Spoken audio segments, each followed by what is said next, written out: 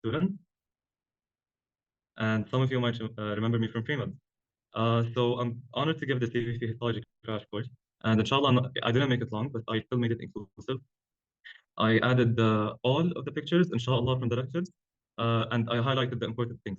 So there are some things just for completion's sake, but mainly the lecture is high, inshallah. And yeah, let's start. Okay. So we're going to discuss these four concepts. The basics. We're going to get the background. Heart histology, this is histology, and then respiratory system histology. And I'm sorry if my voice is hoarse because I'm a bit sick. But yeah. So the basics. So I added this section because I think a lot of students struggle with histology because of the fact that they don't really understand the basics and the anatomy and the physiology. In order to really understand, you have to understand one rule here, which is that structure determines function. So now we have the heart, obviously, and what is the function of the heart? To pump blood. So you can expect the heart to be a muscular bag where blood comes in and then comes out, right? And there's this pumping action, which is muscle. This is one example of how structure determines function. So just keep in mind the concept that Allah subhanahu wa ta'ala, when He created our organs and our tissues and everything, He created everything in a way related to function. So nothing was created randomly. So just some quick review on the cardiovascular system. Obviously, we know that the functions of the cardiovascular system are to pump blood and then transfer blood. And then the main structures we have are the heart and the blood vessels. And just some quick revision. Just quick revision. We start with the heart, and then what is the biggest branch that comes out of the left ventricle of the heart? The aorta, right? So basically, arteries come out from the heart, and then they branch. They, as Dr. Annie says, they branchy into smaller branches and go all throughout the body. And they keep dividing until they become these extremely small branches called capillaries. Then they start merging into veins, right? And then veins will keep merging and becoming bigger until they drain into the heart as the superior and the inferior vena cava. So now that we have this clear, let's move on. Again, structure determines function. Here is what I call the rule of threes. It's not really an official rule, it's more so something I've noticed during studying. But you guys might remember from embryology, if you studied, that the heart is basically a modified blood vessel. And so it makes sense that histologically speaking, the heart and the vessels, they're both composed of three layers, right? It's only that some layers are more specialized or like thick or thin, depending on if you're in the vessel or in the heart. So once again, the heart and the vessel, which are arteries and veins, they are mainly composed of three layers. First of all, we know that both the vessels and the heart are they are hollow structures. What does this mean? It means that, for example, we have the vessel, right? Inside of it is an empty hollow space. This is where blood flows, right? And then we have the wall on the outside. So as you can see here, we have this empty space which we call the lumen. Tamam? So this is the empty space called the lumen. Then we have the innermost layer, which happens to be smooth. Now, you guys might think, why is this important? Why is the inner layer smooth? It's because we want blood to flow through heart, right? And if we have a rough surface, we're not going to get smooth blood flow, and that can cause all kind of problems. But you're going to learn about that in your study, inshallah. So we have an innermost smooth layer, which you can see here, right? It's made of the endothelium. Then we have a middle muscular layer, and I kind of memorized this by the fact that middle and muscular, they both have the letter M. They start with the letter M, and basically the function of this muscular layer is that it's going to push the blood forward. Then we have an outer connective tissue layer. Now, guys, are our vessels just floating around in the body, or are they connected to other structures? Obviously, they're connected to other structures, and this is the function of the outer connective tissue layer. You might not really see it here, but it's basically this layer plus like some meshwork that holds the vessels in place. Now, we're going to talk more about this, so don't worry if you don't understand it yet. And I'm going to try repeating the concept more and more so that you can finish the crash course having memorized a lot of stuff. So, next slide. Let's talk about vessels specifically. You might have recalled from Dr. Annie's lecture that vessels are mainly called tunics, right? The layers of the vessels are mainly called tunics. So we have tunica intima, tunica media, and tunica adventitia or externa. And if you guys don't know, a tunic is basically a piece of cloth. And I added this photo from Minecraft if it helps you memorize. Basically, this is a tunic. And as we said, a tunic is a coat. So basically what we're doing here is that we're basically drawing an analogy of the layers of the blood vessel similar to the clothes we wear. So we wear multiple layers of clothes, especially in the winter. And we're going to talk more about that later. But for now, we have the tunica intima, which is the innermost layer. So let's take these names that we just discussed and give them more scientific names. So we have the tunica intima, which is the inner smooth layer. Now, I also want you guys to try and understand the names behind histology and anatomy, because you'll find that most of the time they make sense. They're not just random Latin names. For example, intima. Now, when we say that something is intimate, we mean that this is a very deep, very personal and close thing, right? And obviously it makes sense that the tunica intima, from the word intimate, would be the innermost ring. تمام? So that is tunica intima, which is the innermost layer. Then we have the tunica media. And guys, media is the same word as medium, which is basically middle. تمام? But this is the middle layer, the tunica media. Then we have tunica externa, obviously from the name, external. And it's also called sometimes tunica adventitia.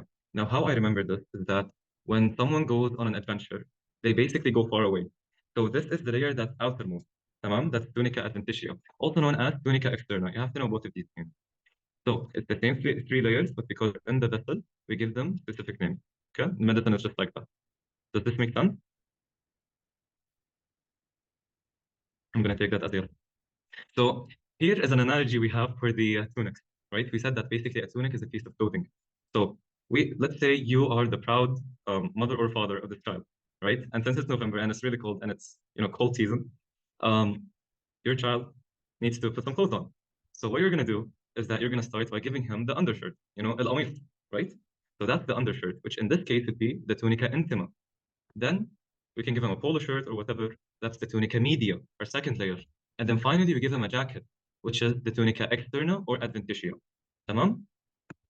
So again, just Dr. Annie's principles, arteries will divide and get smaller until they form capillaries. Basically, they branch. You start with one large artery, like here, and it basically gets smaller until it forms capillaries.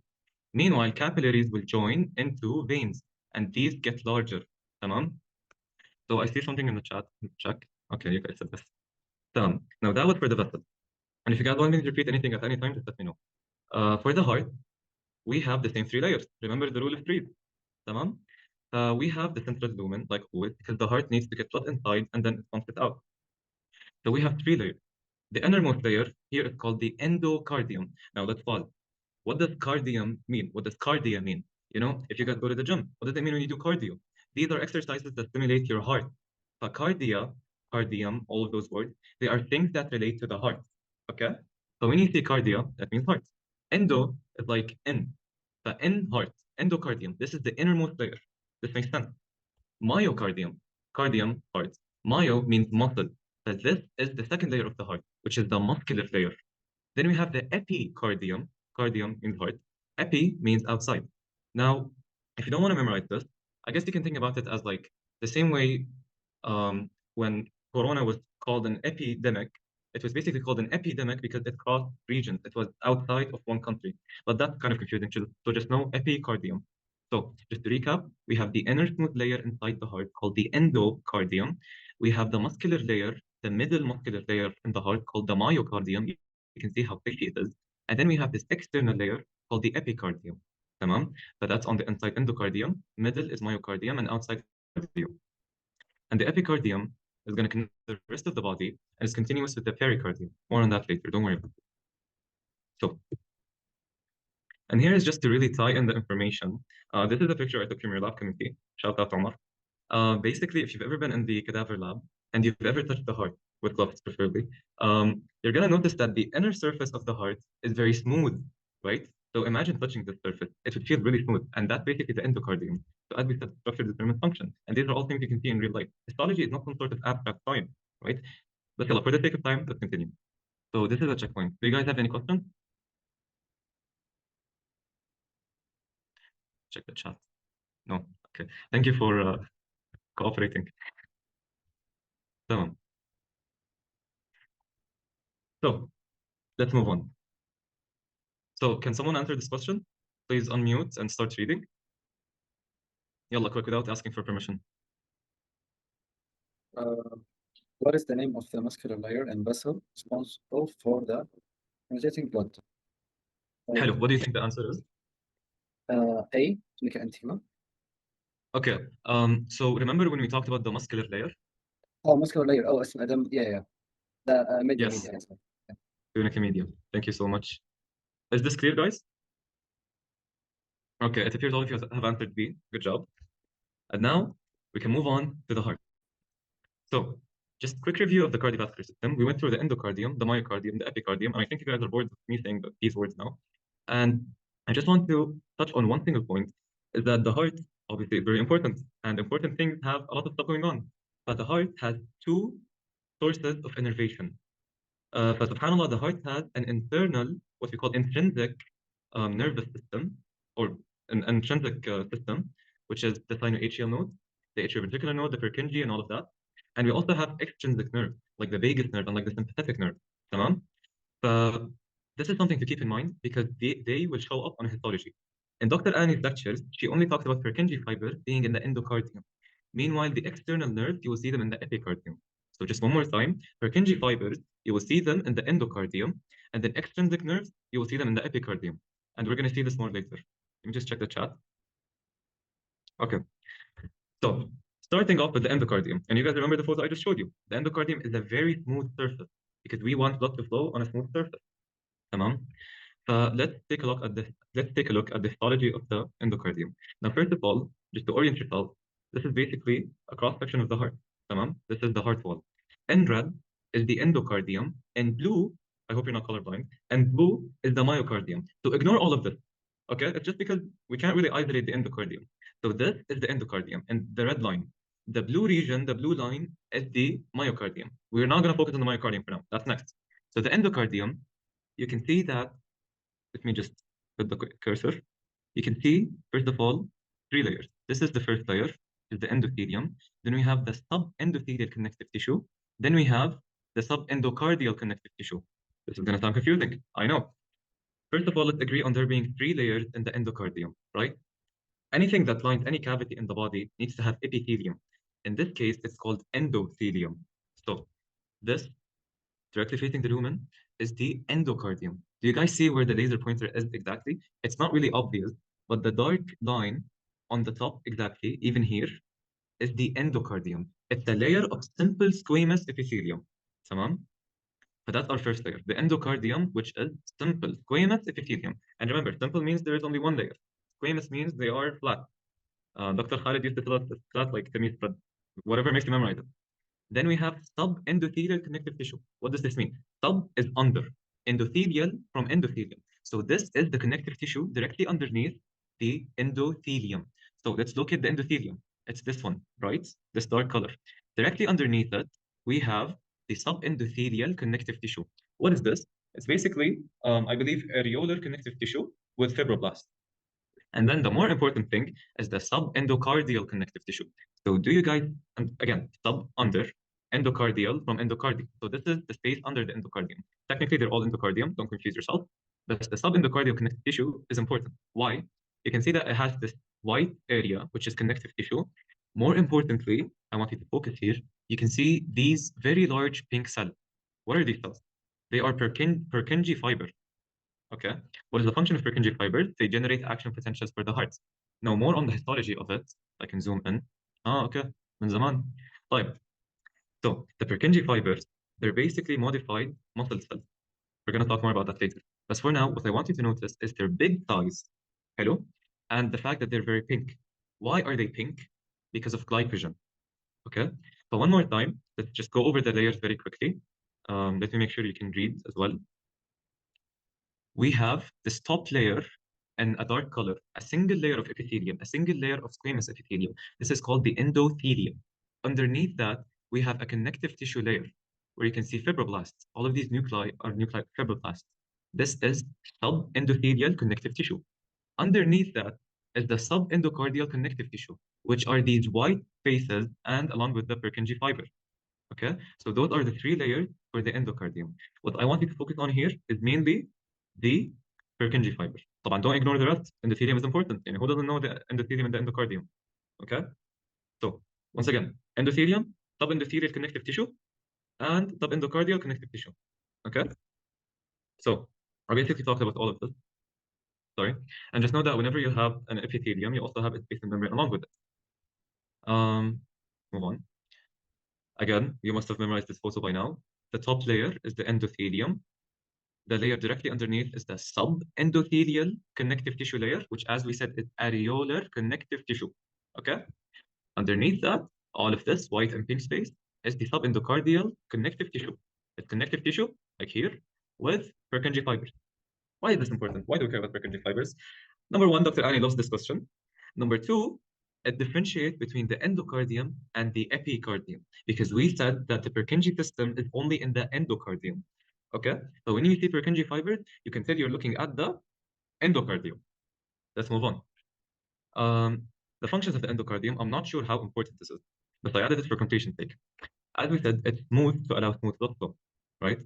And the endocardium is going to form the heart-blood barrier. You're going to see so many barriers in histology. And just think about it logically. We have the heart and we have blood. So the barrier is going to be the heart-blood barrier. Easy. And why is it simple squamous epithelium? Because it's very thin. What does that do? What does that do? What does that mean? It means that diffuse, right? They can diffuse into the layers underneath. But these layers, do you guys see any blood vessels here? No, you do not see blood vessels here in the subendocardium. And the area of the myocardium near the endocardium, you don't see blood vessels because they get their oxygen from the blood inside the lumen. Tamam? And this is why the subendocardium, especially this is why the endocardium, especially the endothelial cells, are simple squamous. They're very thin. They're going to allow diffusion of gases and nutrients. And also, they contain Purkinje muscle fibers. You should know the function of this from your physiology. And you should know that Purkinje cells will be able to generate impulses if the SA node is damaged. Let me check the chat. Is it lagging? Like a lot? Well, is it lagging a bit? I can try opening hotspot. Okay, tamam. Would you like me to repeat anything? Well, and I've been repeating for the past 5 minutes. Okay, is it simple or stratified? Remember that the endothelium is simple squamous. Why is it simple squamous? We just said so.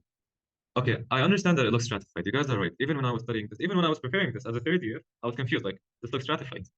But I want you to really focus. Get as close to the screen as you can, and just notice how this, where my cursor is a very dark line. You see this dark line? This specifically is the endothelium. Underneath it, you see a lighter color. This lighter color is connective tissue and it's fibroblast. It's not epithelial cells. Tamam? But once again, you see this dark line. This is the simple squamous epithelium, which is known as the endothelium. Under that, we have the connective tissue. All of these are fibroblasts. Don't let it confuse you. Again, here we have this simple squamous layer, which is the endothelium. Underneath it is the fibroblast. And I know it looks confusing, and صراحة, if it's too difficult to see, just memorize it. So, B is subendothelial connective tissue. Yes. So if you guys would like us to go over the labeling, as we said, A is the endothelium. I want you guys to try and answer, at least in your minds. A is the endothelium. B is the subendothelial connective tissue, right? Maybe it's more obvious here. You can see how it's connective tissue and the nuclei are specifically round. When you look at the nuclei here, this nucleus, if you can see it, the purple color, it's flat, like simple squamous cells. Meanwhile, here, it's more round. Those are fibroblasts. So again, A is the endothelium. You can see it more here. B is the subendothelial connective tissue. C would be the subendocardial connective tissue. And D is... Excellent. I hope you guys were able to answer that. Would you guys like me to repeat one more time? I don't mind. I have the chat open. Yeah, D are Purkinje fiber. Okay, and can you guys see the difference between A and B? Can you guys appreciate the simple squamous epithelium, the endothelium? Okay, excellent. Come on, oops. Okay, so now I want someone brave, to unmute and answer this question. Okay, since everyone is shy, what type of tissue is in the endothelium of the heart? Is it cardiac muscle? Is it simple squamous epithelium? Is it Purkinje? Is it stratified squamous epithelium? We just talked about this. Simple squamous epithelium. Wash Rayan. Thank you. I see all of you have answered correctly in the chat. Excellent. And again, I hope you're able to see it. And if not, just memorize. So this is an important question. I can't really say on video what I mean by important, but I hope you guys understand. So where are Purkinje fibers in the heart found? ما تجيبوها غلط. Okay, you guys are saying B. Take a look at C. Excellent. So the answer would be subendocardium. Now, you're going to see this often in Al-Faisal. You're going to see an answer that works and then an answer that is way more specific. Always go for the more specific option. Sorry, because if you try to appeal this, the doctor would just be like, well, this is the correct question, the correct answer. And remember, we said Purkinje fibers are non-contractile cells with autorhythmicity. This is physiology, this is not histology. And they can propagate action potential. They are full of glycogen. This is what concerns us. Purkinje fibers, they contain glycogen, and that is why they are pink. Okay? let's move on. Is everything clear? Inshallah it is. So the endocardium has a special guest appearance, let's say.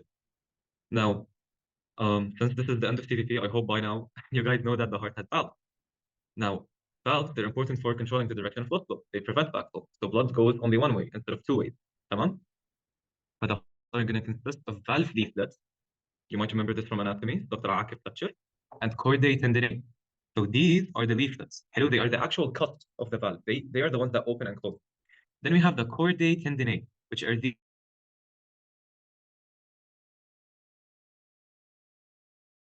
core, hello, to the valve leaflet. This is not really histology, it's anatomy, but it was in Dr. Ani's lecture, so I'm covering it. Is my voice clear?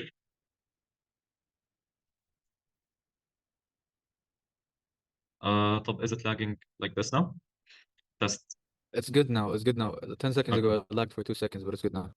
Okay. تمام. So I'm just going to repeat really quick. We said the heart had valves. The valves are basically composed of these leaflets, right? Or cut, if you recall. And you can see them here. And they are connected to papillary muscles by chordae tendineae. Okay. Now, what's the important thing here? Why are we mentioning this in histology? Because both of these structures are technically inside the lumen. And as we said, anything in the lumen has to be covered by epithelium. Because we're in the heart, this would be endothelium. تمام? The valve leaflets on both sides. Let's say this is, I need this hand to point. This is a valve leaflet on both sides, on top and on the bottom, covered by endothelium. تمام? Because we want smooth blood flow even here, everywhere. We need smooth blood flow. So we would have endothelium on the valve leaflets, tendinae. Okay? And then a bit more on the valve leaflet. This photo is from Dr. Ani's slide. Valve leaflets, you have to know that they are composed of a fibroelastic core. Let's break this down. Fibro, fiber, elastic, elastin. So valve leaflets are made of a fibroelastic core. They are covered by endothelium on both sides. And maybe here you can appreciate the single layer of endothelial cells better than in the endocardium. You can see this dark line, this obviously very dark purple line, pointed at by the letter E on both sides. And this is the endothelium. What is between them? The core of the heart valve, يعني the center of the heart valve, hello, which is the fibrovascular core.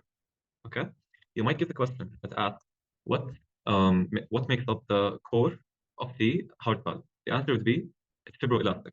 Okay, what is the core of the heart valve? It's a fibroelastic core. It's covered on endothelium at both sides. Okay, so this is a photo of the heart valve. Good. ولا do we repeat?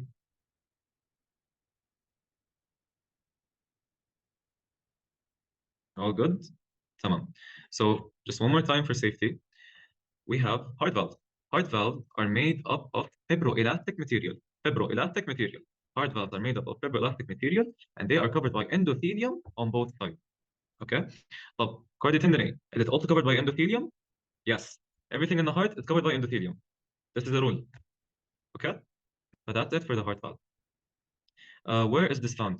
Okay, so this is the heart valve. You know you have four heart valves, and mainly this is for the valves and the atrioventricular valves. So between the atria and the ventricles, you have the heart valve. I think you will see better images on your anatomy lecture, but yani, this is basically the gist of it for histology. We have heart valves, and they contain fibroelastic tissue. Okay, so the fibroelastic core makes the whole valve. It makes, I guess it is the main material in the valve, right? You're never going to receive a question that's like what mainly makes up the valve. But يعني for our purposes, the valve is mainly made by fibroelastic core. Hello, the valve contains the fibroelastic core, and it is covered on both sides by endothelium. Okay, so just two things to know here in heart valve: they are made up of fibroelastic tissue, and they are covered by endothelium on both sides. تمام? And where do we find this? This is a heart valve. We find it in the heart. Is M means muscle. Yes, this is part of the myocardium. It's kind of confusing, so I didn't mention it. It's only a continuation of the myocardium. I don't think it's that important in the heart valves. تمام? What I want you to know, again, two things: the fibroelastic core and the endothelium on both sides. Okay? I hope this makes sense. We can revisit it later if you guys are confused. So, the lecture also mentions some diseases that affect the heart valves. Now, because we said that the heart valves are covered by endocardium, any disease that affects the endocardium can also affect the heart valves. Just keep it in the back of your mind. And as we said, we need the endocardium for smooth blood flow. Now we're talking about the heart generally. The endocardium allows for smooth blood flow. تمام. So if there's no smooth blood flow, blood will be just basically very rough and irregular in its flow. احنا we want blood to flow like water. You know, when you ever hold a hose or something or a garden pipe and you just see the smooth flowing of water, this is how we want blood to be. If it's rough, because the endocardium is very messed up, like instead of being one smooth layer, it's very, weird. We get thrombus formation, which is basically clot.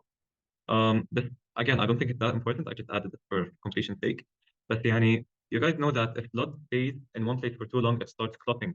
But this is the whole idea behind why we have a smooth endocardium, simple squamous epithelium or endothelium, and all of that. تمام? I feel like you guys are still confused on the paths. Do you want me to repeat them or لا?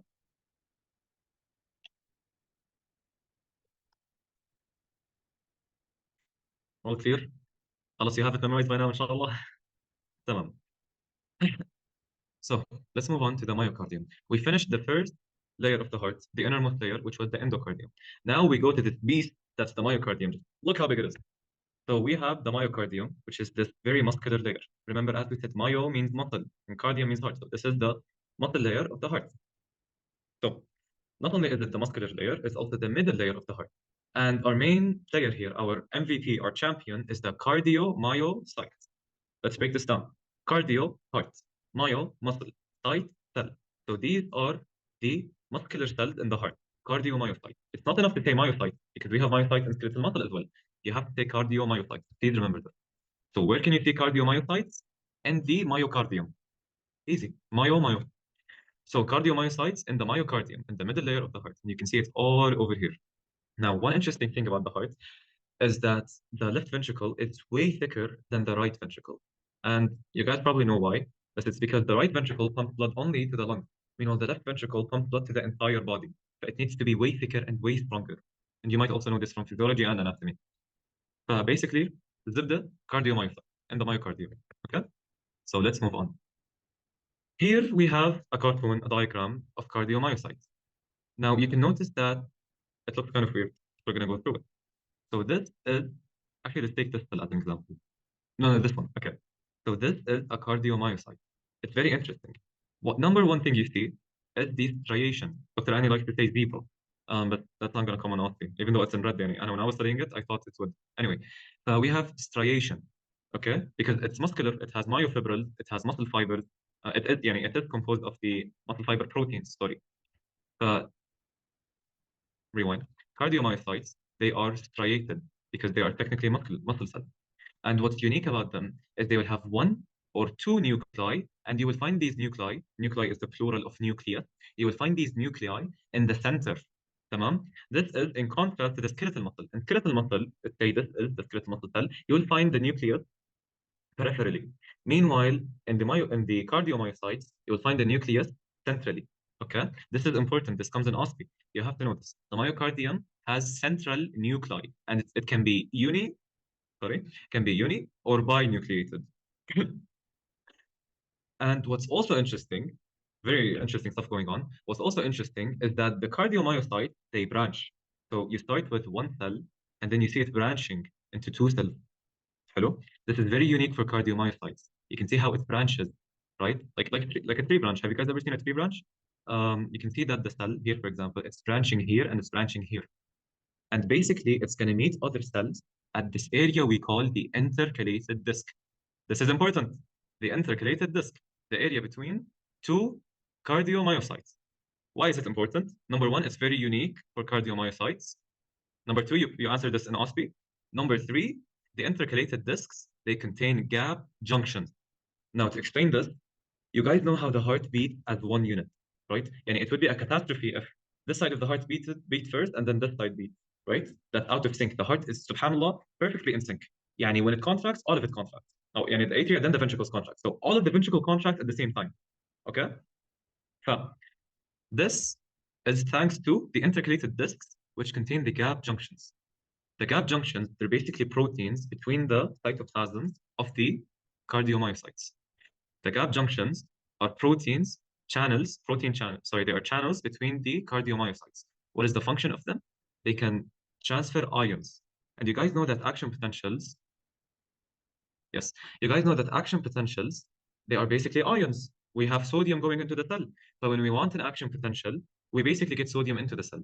Now, it would be very inconvenient if we go to each cell and say, yalla, depolarize, depolarize, depolarize. So, subhanAllah, what happens is that if this cell depolarizes, if you can see my pointer, please look at my pointer. If this cell depolarizes, it's going to have sodium coming inside of it. And this sodium is going to pass through the gap junction in the intercalated disc and go to the adjacent cardiomyocyte. And then that cardiomyocyte will also depolarize. Does this make sense? We're going to repeat it either way. حلو. ما شاء الله الكل فهمان. Okay. Good job, guys. So, this is what we call a physiological syncytium. Big name. Let's break it down.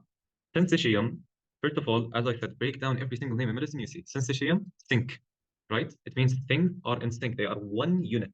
تمام؟ متماسكين, one unit. Basically, we have two types of syncytium. You might remember from embryology FND that we have the syncytiotropoblast. I'm not going to give you an embryology lesson, don't worry. But basically, a syncytium is a connection of cells.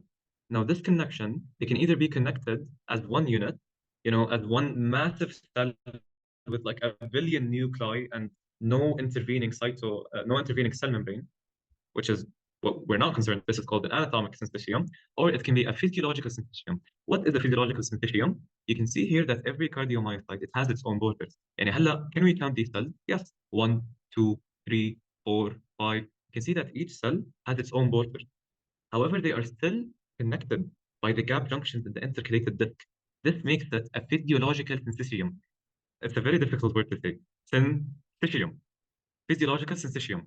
يعني they act as one unit. When this cell contracts, this cell will also contract. However, each has its own cell membrane, each has its own nucleus, its own organelles. Okay? It's not an anatomical syncytium, it's a physiological syncytium.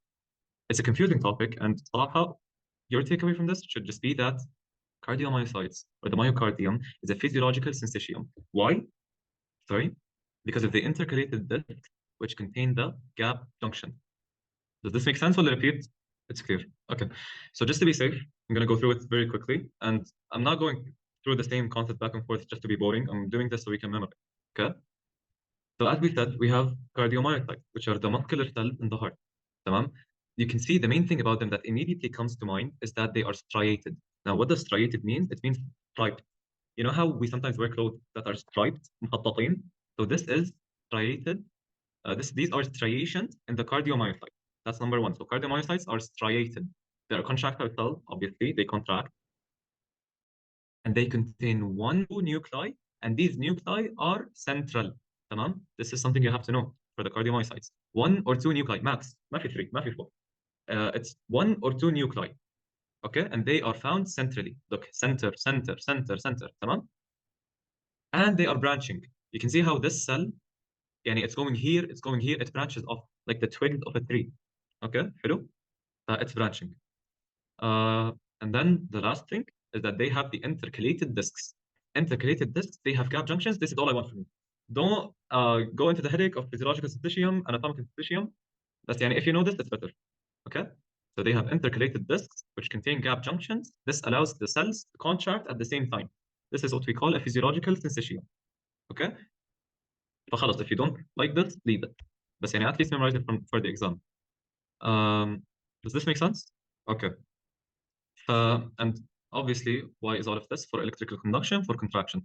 يعني هلا, if I tell you, I give you a question, important question. I give you a question on what is the main structure in cardiomyocytes that allows for synchronized electrical conduction. What would you answer? You would tell me gap junctions or intercalated disc. تمام? More specifically, gap junctions. Let's check the chat. Okay, perfect. Everyone got it right.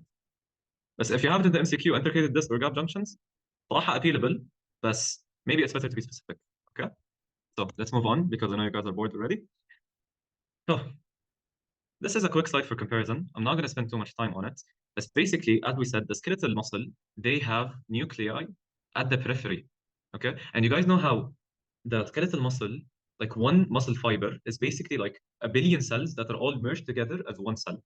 Hello? This is an anatomical syncytium. Sorry for bringing it up again. This is not the case in the cardiac cells, which is, luckily for you, the top. Just again, to compare, they have peripheral nuclei. Cardiac muscle, they have central nuclei. Okay? Okay. Now we look at the histology. Notice that this slide is important. What does this mean? فهمتوها. The myocardium, as we said, has the cardiomyocytes. Now, first of all, I want you to really memorize this image because this image from Google. It's not gonna like this isn't from the lecture, but it's gonna make things easier for you. Okay? If I just like remember the intercalated disc, the striations, and then let's apply it to the real histology specimen from your lecture. تمام? So here you can see these fibers, and you can see these lines all throughout. Right? It looks like stripes, like striation. So these are the striations in the cardiomyocyte. And طبعا everything here is a cardiomyocyte. تمام? So you see the striations when a nuclei, look, they're central. That we said this is one cell. I guess this is the border of the cell. You see only one nuclei. This is another cell. Let me just move this. This is another cell. You see only one nuclei, and it's central. تمام? And here you can see the striations way better. Okay? Like zebra lines, like stripes. And you can also see that some cells branch. Now, I don't think it's really obvious here, but for example, look at this cell. Okay, if only the image was bigger. But this cell, you can see it basically goes like it has legs, like the letter V upside down. You can see that it goes here and it goes here. Basically, it branches here and it branches here. Tamam? And finally, our favorite topic, our MVP of the MVP, is the intercalated disc. You can see it here. You can see this very dark, sudden line, which contains gap junctions. Okay? So, once again, let's analyze the histology specimen and what's happening. Okay. Okay, I can't zoom in and use the pointer at the same time. Please just focus on the cursor. You might get this image and be asked, what is this tissue being shown? Hello? Obviously, it should come to you that these are cardiomyocytes. So you would answer that, oh, this is the myocardium. Sorry, I'm still sort of sick.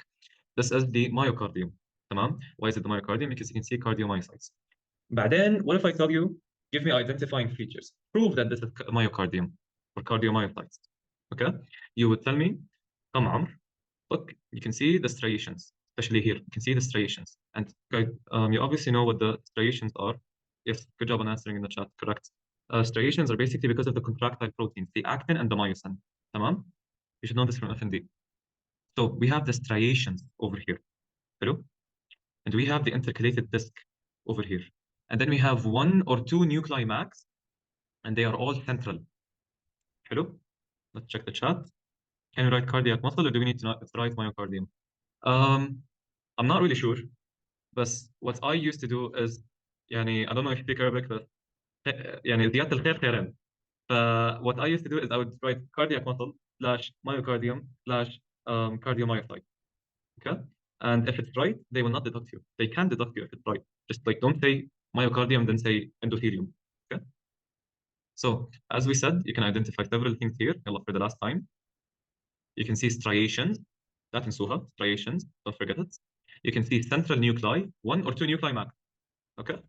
And you can see intercalated discs. And you can also see the branching of. Hello? Let's move on. And something also in the lecture also mentions the endomysium, which is a connective tissue layer. And basically because this part of the myocardium, the part towards the outside of the heart, it needs can have its own vessel, its own capillaries. Now you guys see these tubular structures, this thing that looks like a tube. Hello? That is number 4 is D. So this is going based off of Dr. Annie's labeling. Obviously, this is a capillary. Now, it doesn't really show because it's very low quality. However, this thing is a red blood cell. You will never be asked to identify this, I don't think. This thing outside of the vessel would be a fibroblast. Meanwhile, this thing inside of the vessel would be a capillary cell, an endothelial cell, because it's a vessel. تمام? I think the thing you have to know from here is endomysium. The cardiomyocytes, they also have endomysium between the muscle fibers because as any other organ in the body, they need an oxygen supply. Is the endomysium, okay? Don't forget intercalated disc. So here is a skeletal muscle model, and you can see that there is, number 1, no branching. Number 2, there are peripheral nuclei. You don't see them in the center. You see them at the end, at the periphery. Hello? Periphery means, the edge of something. They basically look like ants walking on a stick. Here and here and here and here. These are peripheral nuclei. This is skeletal muscle. And number 3, you do not see intercalated discs. Now, some of you might stop me and ask, what is this right here? This is just an artifact. It's probably that the muscle was cut while preparing.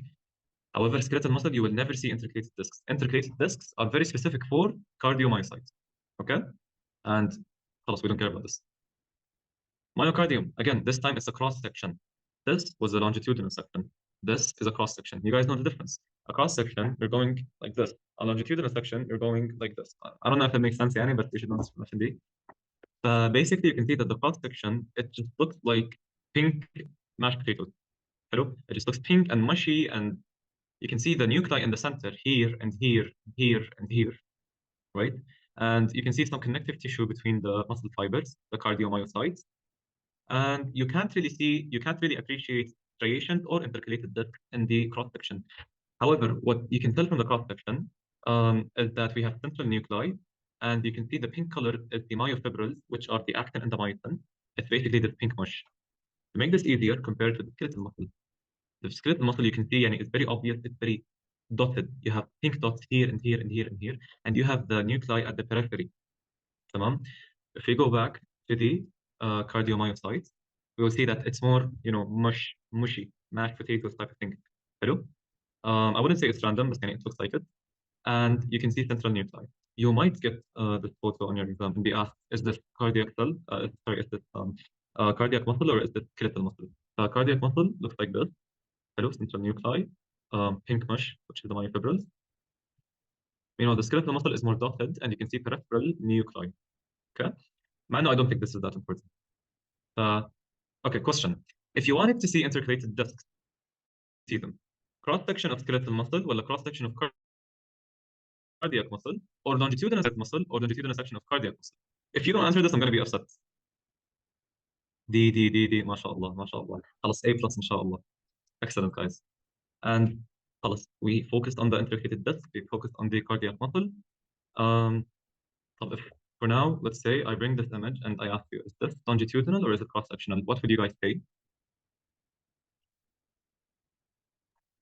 Longitudinal, exactly. Why? Because you see intercalated disc. Okay. SubhanAllah, I just asked this. Okay, so this is an auspicial question. This is an important question. I don't know if it says so here, but it's an important question, which you know what that means. Tamam? What cells are seen in the slide? Since I specified cells, I want you to tell me the cell exactly. Name 2 characteristics. So let's check the chat. Excellent. We got this in mock OSPI. SubhanAllah. You got it in mock OSPI and now in crash course, and يعني, you can expect this, يعني. تمام? Good job, guys. These are cardiac myocytes or cardiomyocytes. تمام? It's a sign. These are cardiomyocytes. 2 characteristics. We can say intercalated discs, a branching. We can say central nuclei, and uni or binucleated. Okay? Good job, guys. And we can have multiple answers for this. So this is a very busy slide, and I'm going to be honest, I generally don't think it's important. However, for the sake of completion, I've added it. And basically, you guys know the difference between the light microscope and the electron microscope. And I think the only important thing here, before that, you guys probably remember from FND that you can see, the actin and the myosin, and there are these I band and the A band and everything. What's special in the cardiomyocyte? Again, for the millionth time, intercalated discs. And you can see them as this structure labeled as number 1 over here. Tamam? Endometrium found in both skeletal and cardiac muscles. Someone asked on the chat. Yes, I believe so. Because both of them, they need connective tissue to bring, blood and nutrients to them. I guess it's just for the sake of completion. Just because, you're looking at cardiac muscle, you can expect to see also some blood at the same time. Tamam? You wouldn't really, this is an excellent point. You wouldn't really write endometrium as an identifying feature of cardiomyocyte, okay? Because it's general. This is an electron microscopy image, and you can see that number 1 over here is the intercalated disc. صراحة, the rest of this, over it on your own, because I don't think it's important, and it would take an hour to explain.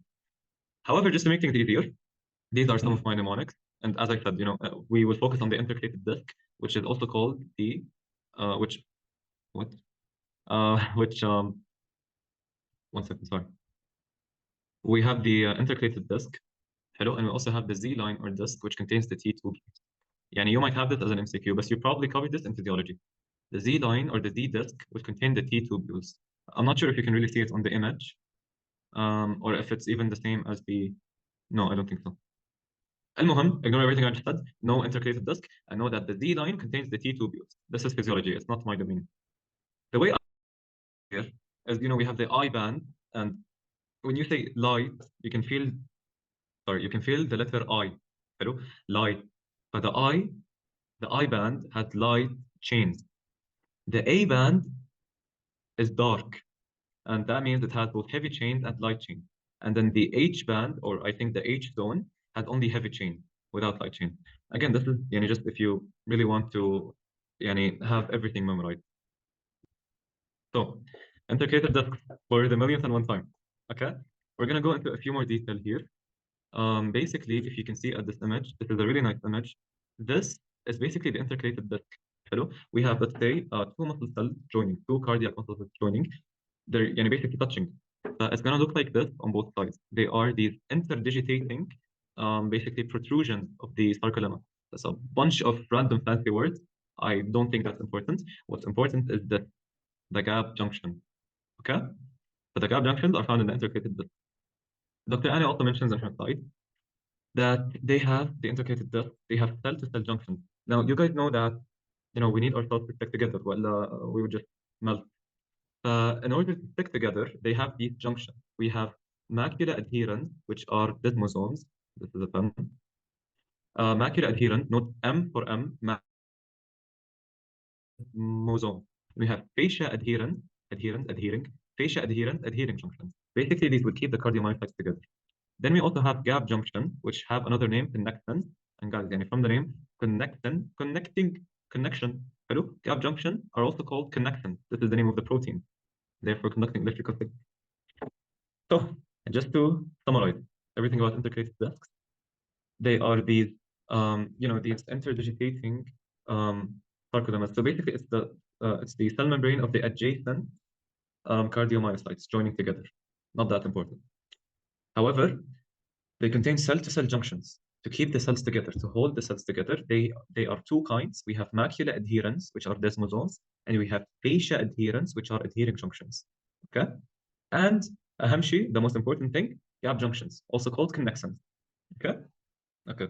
And by the way, I'm in university, and the Wi-Fi should be very strong. Anyway, to answer your question, Ryan, you can say desmosomes, yes. But however, it's always better to know both names, because what if in the MCQ they bring this question and they say macula adherents instead of saying desmosomes? And you're not going to be able to answer. So it's better to know both names. The mnemonic, I know it's not the best, but it can kind of help. Like if you know macula adherent, I'll take the letter M and say desmosomes. Okay? And then we have fascia adherents, adhering junctions. So this is maybe something you're going to have to read again after the lecture to really memorize. But we can review this later if you guys want to memorize it. So we talked about the endocardium and the disease of the endocardium. Now let's talk about the disease of the myocardium. So there's like a bunch. We took like I would do two lectures on this in third year. But for your purposes, just know we have a myocardial infarction.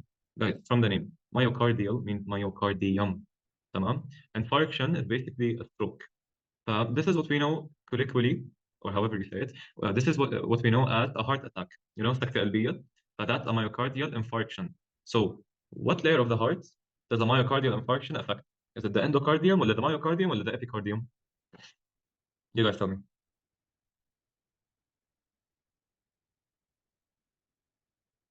Myocardium, excellent. You might think it's a silly question, but it's important. Tamam? And one point to know here is that cardiomyocytes do not regenerate. That's for good. This is why we're so scared of heart attack. الله يبارك عنه. Which of the following best describes the function of intercalated discs? يلا, I want everyone to answer. لو جيبوها غلط.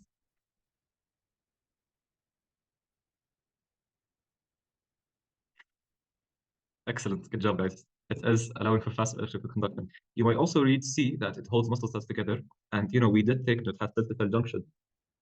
However, that's not the main function. The question asks for the what best describes the function of intercalated discs. And guys, this is something you're going to keep saying, you're going to keep seeing in every exam. The best answer. Okay, you can have more than one correct answer, but you're asked for the best answer. Tamam? Now, I already asked this. Which of the following is mainly affected the myocardial infarction? We switched the name of it. Okay, good job, guys. Excellent. Alhamdulillah, you're memorizing. Now we move on to the pericardium, and I guess we can take a quick break after this if you guys don't mind. So the pericardium, I'm not going to go into detail, but you should know from anatomy that basically the heart is covered by this sac, covered by this balloon. Hello? And basically, imagine taking your fist and putting it inside of a balloon, and you have this space, this continuous space around it. But it's the same thing with the heart. This is basically the pericardium. Now, guys, before that, peri means around. Hello? So this is the pericardium, غشاء القلب. Okay? So the pericardium is the structure around the heart. Okay? You can see it here. Why do we care about this? Because remember when we were talking about the epicardium, the epicardium is actually the same as this layer of pericardium called the visceral pericardium. I know this is a lot of words. Let's break it down. The pericardium is continuous. You can see all of the space is continuous. However, you can see one border is way on the outside. It's not touching the heart. This border where my cursor is, it's not touching the heart. But this is what we call parietal pericardium. Meanwhile, this border is touching the heart. Directly. It's stuck on it like glue. حتى in the cadaver lab, you might have heard Dr. Ayman say, you can see the external surface of the heart shining and glistening because of the visceral pericardium. You can't remove this layer. You can remove the parietal, but the visceral is stuck on the heart. What's the point of this? The point of this is that the visceral pericardium is basically the epicardium. Hello? The visceral pericardium is basically the epicardium. If we go back, we said the pericardium has two borders. It has the parietal border, which is called the parietal pericardium on the outside, and then it has the part immediately close to the heart, which is called the visceral pericardium. The visceral pericardium, which is this layer where my cursor is the same as the epicardium. Okay? So this is the histology slide for the epicardium or the visceral pericardium. They mean the same thing.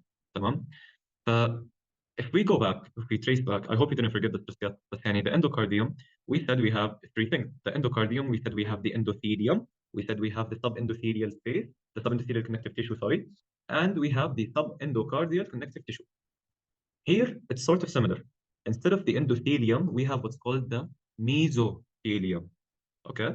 In the visceral pericardium or in the epicardium, we have, instead of endothelial cells, we have mesothelial cells. However, they're also simple squamous epithelium. Okay? And then we have the submesothelial connective tissue. I don't think there is such thing as sub-epicardial connective tissue. It's just submesothelial connective tissue. We have a question. So the pericardium contains from epicardium, visceral pericardium, and the parietal pericardium. Yes, the pericardium. So this person asks if the pericardium is basically the parietal pericardium and the visceral pericardium, which is known as the epicardium. Yes, you are correct. There's no need to classify it this way. Like we don't really say, well, epicardium is part of the pericardium. That's just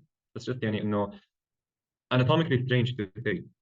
For your purposes, just know the visceral pericardium, which is part of the pericardium, like you said, is the same thing as the epicardium. Hello? The pericardium is made up of two things, the visceral layer and the parietal layer. It just so happens to be that the visceral layer is also known as the epicardium.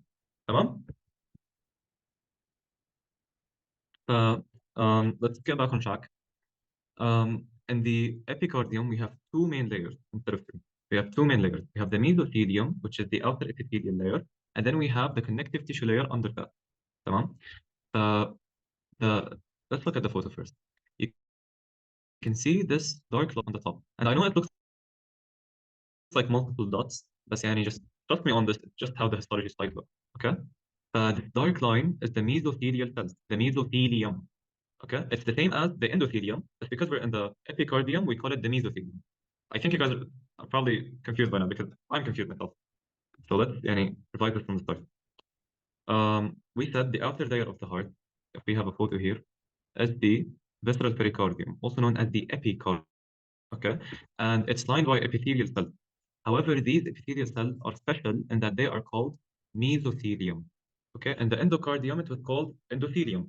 Here we're in the epicardium. We give it a different name. It's called mesothelium. Okay? In both, they are simple squamous epithelium. Okay? So in the epicardium, mesothelial cells. Okay? Underneath that, we have the submesothelial connective tissue, which is composed of areolar connective tissue and adipose tissue, not important, contains autonomic nerve, and contains coronary arteries. Let's pause here. So, you guys remember, in the endocardium, we were able to see Purkinje fibers. And how did these Purkinje fibers look like? We remember they look like these large cells, these large pink cells underneath the endocardium, in the subendocardial connective tissue. Okay? The Purkinje cells, they look like these very big, bright pink cells, and the subendocardial connective tissue. And here, we're in the epicardium. We said we don't have Purkinje fibers here. Instead, in the epicardium, we have the autonomic nerves. We have the sympathetic nerves, we have the vagus nerve, يعني all of the nerves. تمام? And this is how a nerve looks like on histology. Does it look anything like the Purkinje cell? No, not at all. يعني ولا حتى أقوى. This is how the nerve looks like in the epicardium. So once you see this, immediately just say this is epicardium. Okay? Because you will never see nerves in the endocardium. Okay? So that's the first special thing about the epicardium. We have nerve. Check the chat. What nerve is this? I'm not sure صراحة. And there's really no way to be sure. You would have to trace it back to the origin and that anatomy more than histology. You will never be asked about this, don't worry. يعني imagine someone giving you this and saying, is this autonomic, is this sympathetic or parasympathetic? مستحيل يعني. Don't worry. Um, it's an it's an autonomic nerve. Okay, that's the first unique thing. The second thing you can see here is that we have the coronary arteries. Now you might remember this from anatomy. Coronary, first of all, corona means crown. Hello, crown. Taj. We know that the arteries of the heart, they sit يعني on the heart like a crown. That's anatomy. I'm not really going to talk about it. But basically, in the epicardium, we can see coronary artery. So do you see this area? Hello, this thing that looks like a vessel. Oh, it's empty. Oh, it's circular. And you see it in the epicardium. This is the coronary artery. But this is another way you can differentiate epicardium from endocardium. So endocardium has the Purkinje fibers. And the epicardium has the autonomic nerve, like here. Hello. And it has the coronary vessels, the coronary arteries. Okay, those are unique for the epicardium. And of course, don't forget the mesothelium, which you can probably see way more clearly here. It's a single dark line of simple squamous epithelium called the mesothelium. These are all unique to the epicardium. Okay.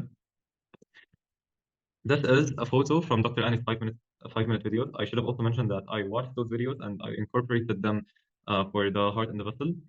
The capillaries, her videos were kind of the same as the slide. You can just watch that video alone later. However, again, this is a cross-section of the epicardium. Here, you can see the mesothelial layer. It's not that clear. I don't blame you. You can see the submesothelial connective tissue. All of these white cells are adipocytes, I believe. You can also have loose areolar connective tissue. Okay. And you see these two big circular structures over here. These are vessels. This big one, I believe, would be an artery because it's so thick and you can see blood inside it, subhanAllah. And this one on the left, it's probably a vein because it's very thin and you can also see blood inside of it. But these are the coronary vessels. Tamam? Again, quick recap. The visceral pericardium, also known as the epicardium, has mesothelial cells. Number one, okay, mesothelial cells. Number two, it has nerve. You can see this. Yeah? Number three, it has the coronary arteries and the coronary vessels as a whole, here and here. يعني when you see a vessel or you see a nerve, it's epicardium. Okay. Where's the nerve? The nerve. Okay. Specifically, this is the nerve. By the letter N. تمام. It looks kind of weird. I agree. But this is more for neuro that we're going to take in second year. But يعني each of these dark colors are basically nerve fibers. Don't confuse yourself on it. Just يعني if you see the structure that looks kind of like a strawberry, just know that this is the nerve, especially when you see it in the connective tissue. تمام. This is a nerve, and you are looking at the epicardium. Okay. And the last image, this one. Sorry. I got this from Dr. Annie's slides, and I don't think there's a nerve here. It's only an artery and a vein. But I think the point she was trying to make is that basically the submesothelial connective tissue will have arteries, veins, and nerves, generally speaking, and not just from this photo. Okay? Is this cardiac vein? Do you mean this? It could be, yes.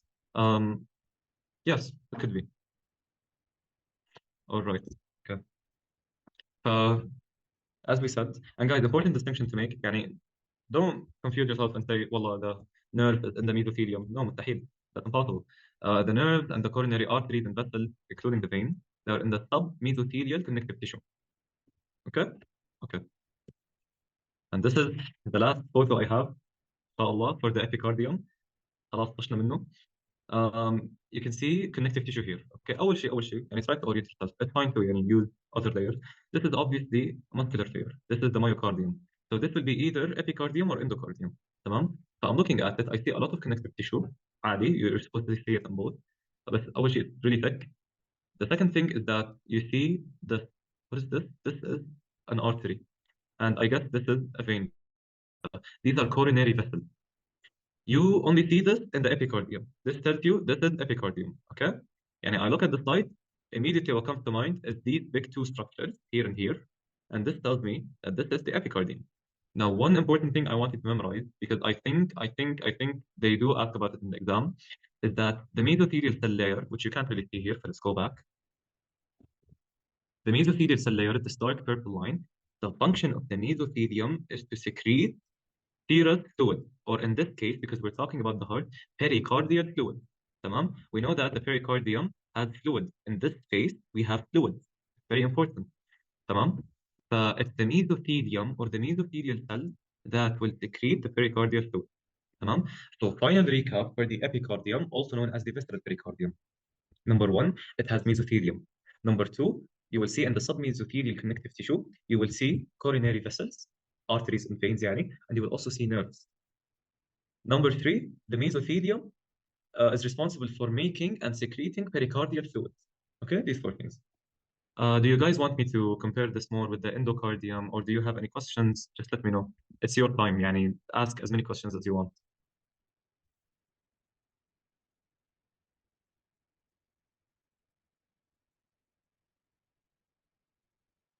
So what is the difference between serous and pericardial fluid? They're the same. Uh, Serous fluid means, I believe it's fluid that does not have proteins or cells. Check this, I'm not really sure. But basically, it's very fine, filtrate, basically clear fluid. It's like water, you can say. When it's in the pericardium, we call it pericardial fluid. I think that's the only difference. So if you say serous fluid or pericardial fluid, I believe both should be correct, inshallah. Me personally, I would write pericardial fluid just to be safe. Now, this person asks, the white is the fluid. هو because you know how histology technique, they take a section and then they have to wash it and stain it and everything. It's very likely that they just cut the section out. Any fluid that should have been here would have probably spilled over. تمام. No, I don't think this is fluid. However, no, just for example purposes, know that this is the mesothelium and it will secrete the pericardial fluids. And guys, one important point I want to say is that it's fine if when you look at a histology slide that you're not able to appreciate everything, you're not able to look at everything. You're not expected to, because histology slides, honestly, they suck. يعني sorry but they're not very clear. Here I don't really see the mesothelium. It's not that clear. But I'm able to see the coronary vessels. فخلص I know this is epicardium. Here, again, I can't really see the mesothelium, but I can see vessels, epicardium. Here, صراحة it's all obvious. And here, again, it's more obvious. But don't think you're doing something wrong because you're not able to see everything in a slide. As long as you have one, that's enough. Two features, perfect for example, because in OSCE, they usually ask, give me two identification points. This is a summary slide Dr. Annie added at the end of her lecture. I'm not going to go over it. It's a very big, scary slide, and often we went through most of it. However, I just want you to know here that, as we said, this is a Purkinje cell. Hello, it looks a bit different, Let's appreciate how big it is and the fact that, it's pink, a bit white here. And this is because of glycogen. The non-Purkinje cells, they have glycogen. Okay? And they have fewer intercalated discs than cardiomyocytes. I'm not sure how important this fact is, but just to be safe, Purkinje cells, they have fewer intercalated discs than cardiomyocytes. This is a cardiomyocyte. You can sort of see striation, I believe. Let's go back. And I think that's the only important thing here. And guys, if you forget everything, at least just remember Purkinje cells in the subendocardium and the nerves in the epicardium. Okay? So checkpoints. Do you guys have any questions? And by the way, never be embarrassed to ask a question, even if it sounds really stupid. That's what makes a good student. It's, someone said that humans, they only learn when they do mistakes. And some people view it as a tragedy, but بالعكس, make mistakes now so you don't make them in the exam. Why would they have less intercalated discs? They have faster conduction. This is an interesting question. حتى أنا I thought of this before, and I didn't really have an answer for it. But يعني I think it's because if we had so many intercalated deaths, it would affect a lot of cells at the same time, and يعني حيصير شوي خربطة. It would be disorganized. Having fewer intercalated deaths would be better for these cells. وكمان remember that Purkinje cells, they're modified cardiomyocytes. They have lost a lot of the properties that make up normal cardiomyocytes. They have glycogen, they aren't as contractile, I believe. But the idea is that they have fewer implicated deaths. Thank you, Rayon. Can we take a small break? Yes, حتى أنا I want to take a small break. Um, host, specialized. Okay, so just to answer this question from Joish, is why do Purkinje fibers have less intercalated depth, even though they have faster conduction? It's actually because these cells are so specialized that they don't even need intercalated depth. They just have cap junctions all around. يعني normal cardiomyocytes, the cap junctions are restricted to the intercalated depth. Meanwhile, in the Purkinje cell, the cap junctions are everywhere. Okay? I hope you guys are back. And now we can move to our third part of the lecture. And I'll try speeding up so the video isn't 10 hours long. The vessels. تمام? Again, just some background. We have arteries, capillaries, and veins. You should know this already. Arteries get smaller and they carry oxygenated blood. Capillaries are change and diffusion because they are very small and very thin. And then veins will carry deoxygenated blood into the heart. Now, one unique thing about the human system, the human cardiovascular system, is that it is a closed loop system. Okay, so just know this for now. The cardiovascular system is a closed system. What does it mean? It means that blood stays inside the vessel. It doesn't leak out. It doesn't bleed out. Okay, it stays inside the vessel. Okay, this is just summary. You guys know this by now. We have the tunica and the tunica media, tunica adventitia. Okay. When we talk about arteries, we're mainly concerned with the tunica media, the middle layer. And you're going to see that most of the differences between the arteries are in this layer mainly. Again, endothelial cells will line the lumen. You can see this empty white space is the lumen. Blood should flow through here. It's lined by these endothelial nucleus lining the cavity. And know that endothelial cells, they are these I guess you can say fusiform shaped cells. Like yeah, they're in that shape, sort of like smooth muscle. Okay? And they are lined parallel to blood flow. If blood is flowing this way, the endothelial cells are also aligned this way. Okay? They are parallel to blood flow. So blood is flowing this way, and so are the endothelial cells being lined this way. Okay? Now, arteries, they are strong, they are thick, they are muscular, and all of this is because they carry high pressure blood. This person asks, endothelial cells found in the tunica intima. Yes. Remember we said that epithelium would line any lumen in the body. تمام? So the innermost layer here is the tunica intima. And it's basically the lining of the vessel. But this lining, which is the tunica intima, is specifically by the endothelial cell. We're going to talk about this more, don't worry. This is just a brief background. We know that arteries need to be thick and muscular because they carry high pressure blood. And يمكن you've seen from your cadaver lab that arteries tend to stay patent and open, meanwhile veins collapse. That's not really important. But arteries are four types. Okay, I want you guys to start focusing with me here. There are four types. We have large elastic arteries, middle-sized muscular arteries, we have small muscular arteries, and we have arterioles. Once again, arteries are of four types. Large elastic arteries, middle-sized muscular arteries, small muscular arteries, arterioles. Okay, and the smallest would be the arteriole. And you guys maybe know this from general English, that when we want to make a word smaller, we lengthen it. So we have artery, which is big, then arteriole, which is small. Okay. Again, you can just see the layers here again. This would be the tunica intima. This would be the tunica media. And then this would be the tunica adventitia. Okay. Now, remember, we also said that arteries will branch and become smaller. So this is also a step-by-step thing. Large, then middle, then small, then arterial. Okay. Let's start with large elastic artery. Now, all of you should know what an aorta is, inshallah. An aorta is a classic example of a large elastic artery. Okay, what does this mean? From the name. What is it telling me? Large, the artery is large. Elastic, it has a lot of elastic material in it. The aorta needs to be very bouncy. Why? Because blood leaves the heart at a very high pressure. تمام? But it's going to hit the wall of the aorta and it's going to recoil. Okay? If the aorta wasn't elastic, يعني, we would have all sorts of problems like high blood pressure and stuff, but that's way above your level for now. So, again, large elastic arteries. Um, they are the first type of artery we will cover, and they are characterized by having a huge number of fenestrated elastic lamina, step by step. Fenestrated means that it's like open. Hello? It's not entirely closed. Like my fingers here, they are fenestrated, right? So this would be closed. This is fenestrated. Here, they are fenestrated elastic lamella. Lamella, the singular version of this is lamina. It's basically a sheet of elastic tissue. Okay, so this is a cross section. So this is one sheet. You can see the very black purple line. This is one sheet. This is the other sheet. This is a third sheet. And basically, these are fenestrated elastic lamella. This is for the large elastic arteries.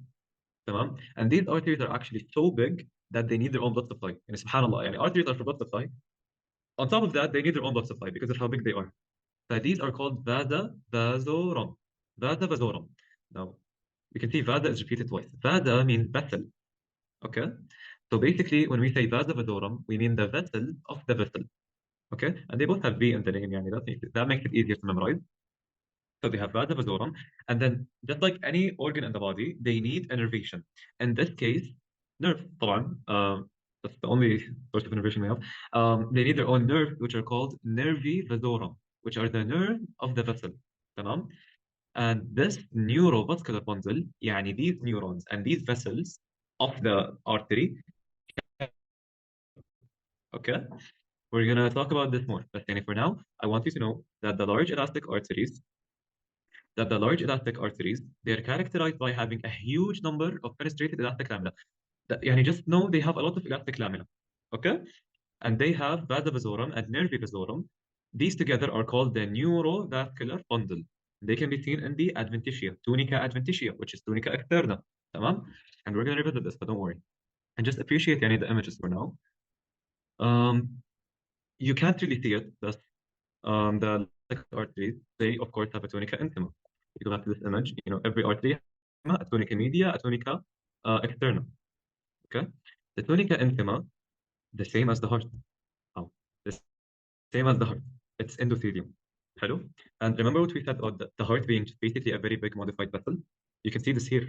You can see that the arteries are lined with the same epithelium that lines the heart. Endothelium. Now, endothelium, guys, question. Endothelium was in which layer of the heart? Epicardium or myocardium or endocardium?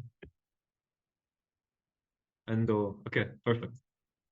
So remember, endothelium is always the innermost layer. Okay, and you can see this here in the tunica intima. We have the endothelium. Wherever we have epithelium, we also have the basement membrane, and also subendothelial connective tissue. Okay, three things. They sound big, but they're actually really easy.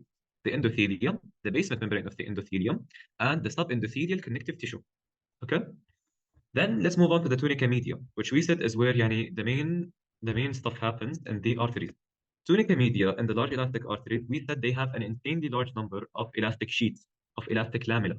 So here it's like 70. I'm not sure how important the numbers are. Just know that it's a lot. Okay, a lot of elastic lamina. It also has a lot of vascular smooth muscle. Okay. However, one important point that Dr. Annie keeps mentioning in her slides is that there are no fibroblasts in the tunica media. So here we are zoomed into the tunica media. Just orient ourselves. This is the lumen. Okay. طبعا the vessel is obviously circular, but here it's cut. But this is the lumen. Tunica, this layer, and this beefy layer would be the tunica media, and this would be the tunica adventitia or externa. تمام? The tunica media, when we zoom in here, we can see the elastic lamella. Okay? يعني, you might have a question on this. So focus, please. If you receive this picture and you're asked, what sort of artery is this? You will say this is a large elastic artery. If they say, how do you know? You will tell them you can see many elastic lamella. You can see numerous elastic lamella. Okay? A lot of elastic lamella, which you can see here. These black lines are the elastic tissue. They're the elastic lamella. Okay? So this is really important. Please keep it in mind. And then obviously, the tunica externa, the adventitia, is going to have collagen elastic fibers, يعني fibroblasts and macrophages. Come on, we don't really care. Neurovascular bundle, this is important. Vasa vasorum and nervi vasorum. As we said, the vessels are so big, they need their own blood vessels and they need their own nerves. This is the neurovascular bundle, which is found in the adventitia. Okay? Let me check the chat. It was in the مقص أصلا. SubhanAllah. SubhanAllah.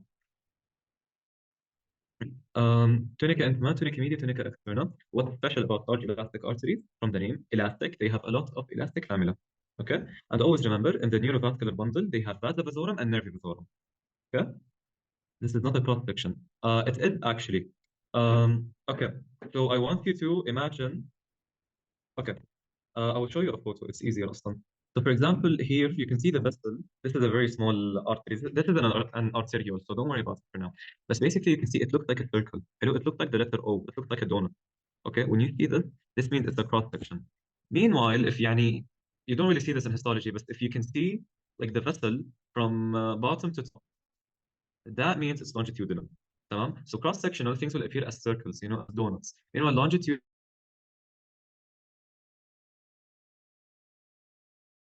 you would mostly see one shape. So this is a cross section. I think I understand the confusion. It's not. So this isn't the artery. This is the wall of the artery. The artery looks like this. Now we're discussing only this part. Like the section didn't really find it. We're discussing only this part of the artery. Okay. So this is a cross section. It's just a very bad cut. Does this make sense?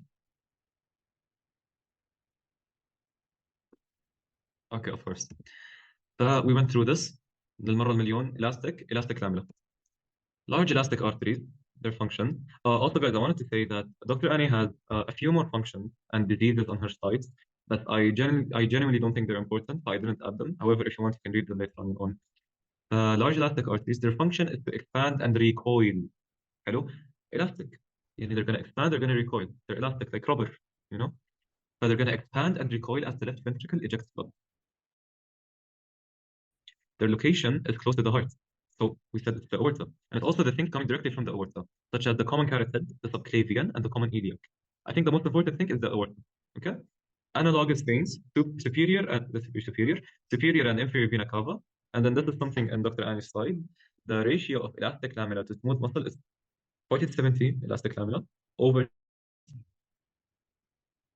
It's a very busy slide. What I want you to know from this is that the function of large elastic arteries is they will expand and recoil. Okay. One example is the aorta, and that they have a lot of elastic lamina. Okay. Analogous means good question. I don't know the direct translation, but analogous means basically like corresponding. Like the largest artery would be the aorta.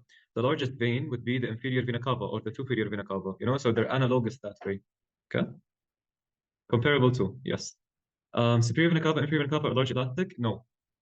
This is a good point. Thank you for mentioning it. This is just something Dr. Annie had in her slides. We're going to discuss them more later on, but superior vena cava and inferior vena cava are not considered that elastic because often our topic for now is large elastic arteries, and those are veins. Okay. For now, just know large elastic arteries, such as the aorta, and they have a lot of elastic lamina.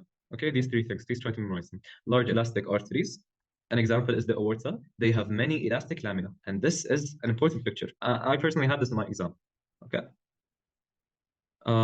They're mentioned just for the sake of completion, صراحة, because we're discussing large arteries, and so Dr. Annie was just like, let's add large veins as well. I think it's basically just an example to help you understand. But in this case, it's probably confusing you more than it's helping you. But this isn't something you have to memorize. I don't think so. صراحة just ignore it. أصلا those are veins. They're not large elastic arteries at all. Just don't let it confuse you. Okay. That's it for the large elastic arteries. Do we have to know the ratio? I don't think so. I remember memorizing it for my exam and it didn't come. What usually comes is that the large elastic artery will have a lot of elastic lamina. However, if you really want that A plot, which inshallah I'm sure all of you will get, and if you have extra time, it wouldn't hurt to memorize the ratio. Okay? Because أصلا once we finish, you're going to find that the ratio becomes easier. Okay? We're going to discuss that later on.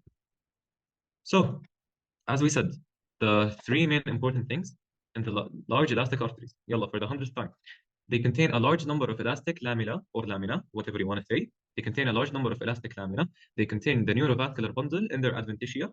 And an example is the aorta. Okay? All clear? Should I move on? All clear. Okay, thank you guys. So, middle-sized muscular arteries. Now, you're going to notice that most of the stains used for the middle-sized muscular arteries are blue. صراحة, I guess this is something that if it comes in artery, you can probably use to your advantage. But it's not a rule. They could bring extra stains. I think they have a differently stained one in the histology lab. المهم, middle-sized muscular arteries are also known as distributing arteries. Hello? They have a tunica media that is mainly muscular. What was the tunica media in the large elastic arteries? It was mainly elastic. Here in the middle-sized muscular arteries, from the name, the tunica media is mainly muscular. Okay? And Fuad just said that this image was also in the mock OSPI or in the lab. Good to know for your exam. And examples include the ulnar artery and basically any MSK artery you'll take later. Again, I don't think that they will really ask for an example of a muscular artery. What I want you to know is that it's mainly muscular. What I also want you to know is that the middle-sized muscular artery has two elastic lamina. In the large elastic, it was like 70. And here it's only two. We have an internal IEL. You can see this purple color, internal elastic lamina, and the external elastic lamina, also in the purple color. Okay? The middle-sized muscular arteries. Their tunica media has a lot of smooth muscle cells, mainly it's smooth muscle cells, vascular smooth muscle. And they are unique in that they have two elastic lamina, an internal elastic lamina and an external elastic lamina. حلوين؟ Okay. So what you also have to know is that the internal elastic lamina is in the tunica intima. Other than that, it's just the same thing that repeats.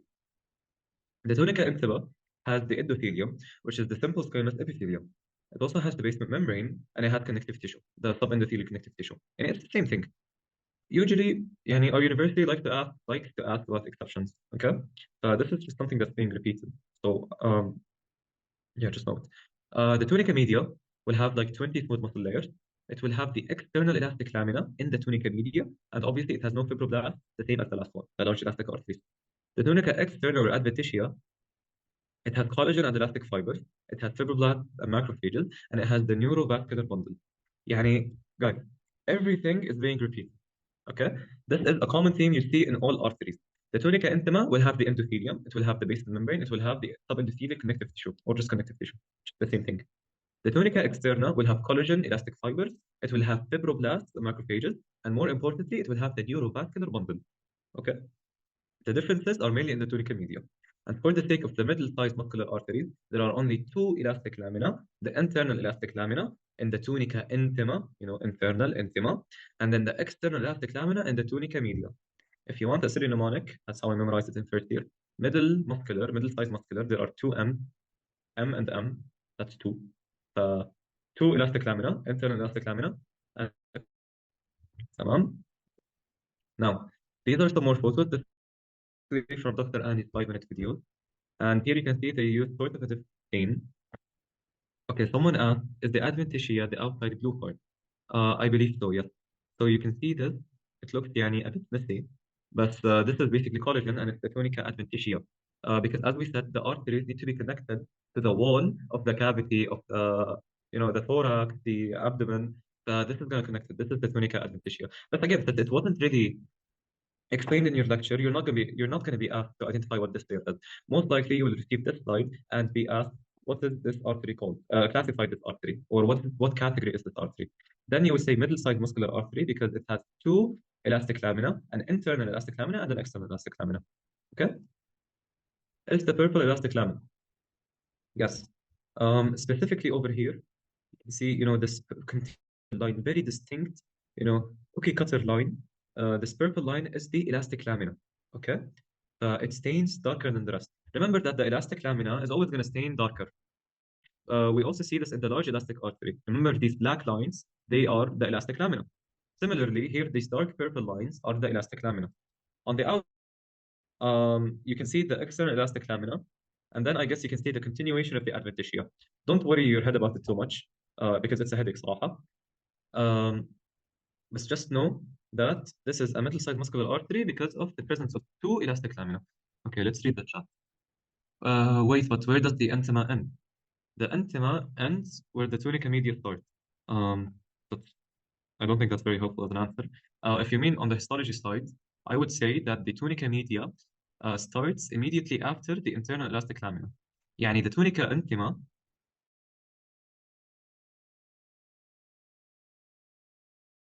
can zoom in here, is from this point, the endothelium, these groups, to the hello. يعني let's trace it here. I'm now tracing the internal elastic lamina. The internal elastic lamina is the outer border after this dark line. Am I lagging, guys? Should I repeat? Okay. Is it still lagging? Can I go on?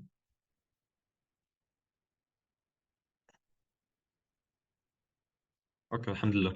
طيب, just to recap, I was saying that to answer this person's question on where does the tunica intima end? Basically, you can use the internal elastic lamina as a reference, and I will trace it here. So you see this dark purple continuous line. This is the internal elastic lamina. Hello? This is the internal elastic lamina, this dark purple line. Okay? So anything under it going towards the lumen would be the tunica intima. Okay, so you see these like spots here and here and there. This is tunica intima, along with the internal elastic lamina. Anything after the internal elastic lamina, like from here onwards, yeah, this entire gray space, hello, from here onwards, it's the tunica media. Okay, so your border is the internal elastic lamina. This probably is not going to be asked from you.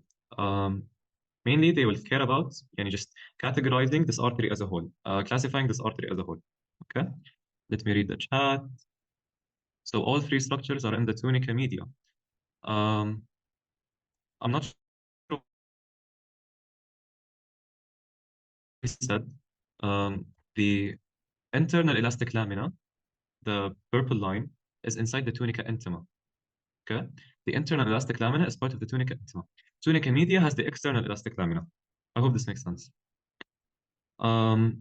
So this person asks, we said that the large elastic arteries have their own blood and nerve supply. Also, the middle-sized muscular arteries have so, because I saw in tunica external neurovascular bundles. Yes, you are correct. I mentioned it here as well. The middle-sized muscular arteries, حتى even the small muscular arteries, they all have neurovascular bundle. Okay? So this is something we're going to cover later, but good job on noticing it. The neurovascular bundle exists in the large elastic artery, and the middle-sized muscular artery, and in the small artery. Okay? These three places have neurovascular bundle. Now, just to get back on track, the only thing I want you guys to know from here for middle-sized muscular arteries is that they have two elastic lamina. One internal in the tunica intima, you can see it as this very dark, prominent purple line, and one in the tunica media as the external elastic lamina. Okay? This is the only thing you have to know here. Obviously, also, there's a neurovascular bundle in the tunica externa. Tamam? Other than that, you're not histologist. They're not going to ask you deeper than that. So this is a photo I took from Dr. Annie's.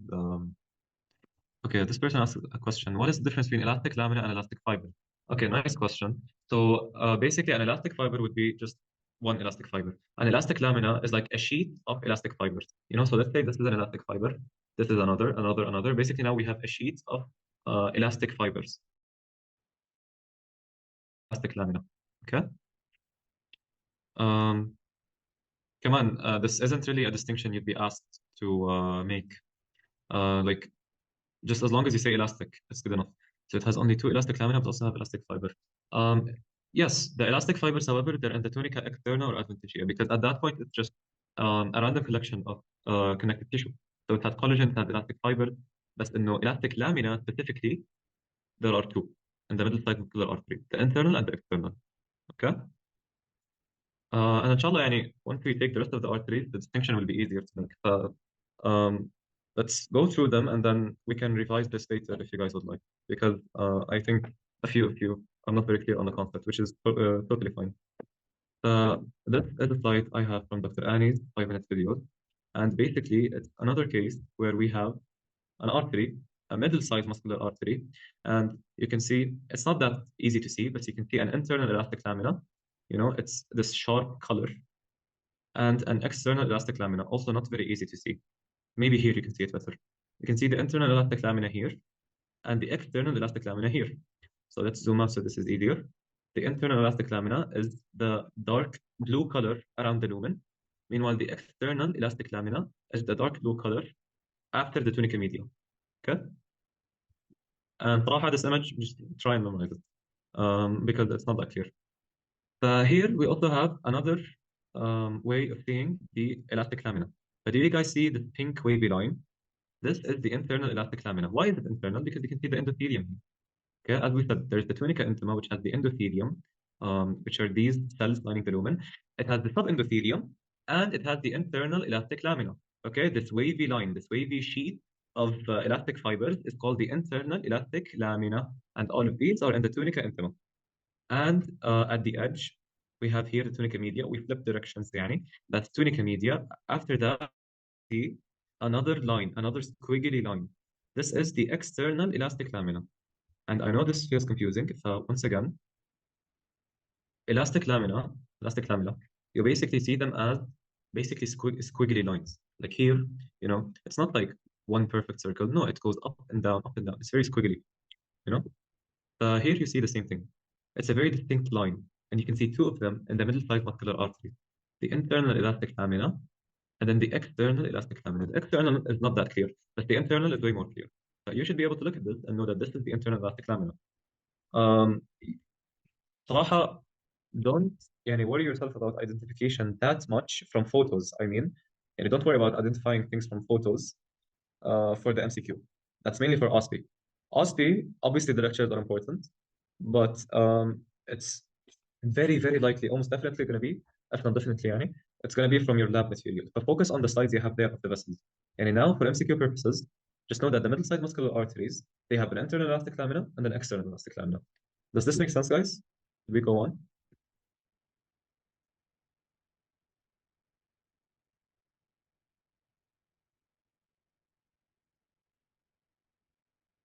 Okay. Okay. I mean, I feel like not as many people said it was clear. Uh, one final time. The only important thing here, middle-sized muscular artery, is that it has two elastic lamina, which are two sheets of elastic tissue. Okay? One internal, one external. It also has a neurovascular bundle. Done. This is all you need to know about the middle-sized muscular artery. So if I ask you a question, and I want a question on, let's say you're a histologist, and you are looking at an artery, and it has two elastic lamina. What would you classify this artery as? Type it in the chat if you know.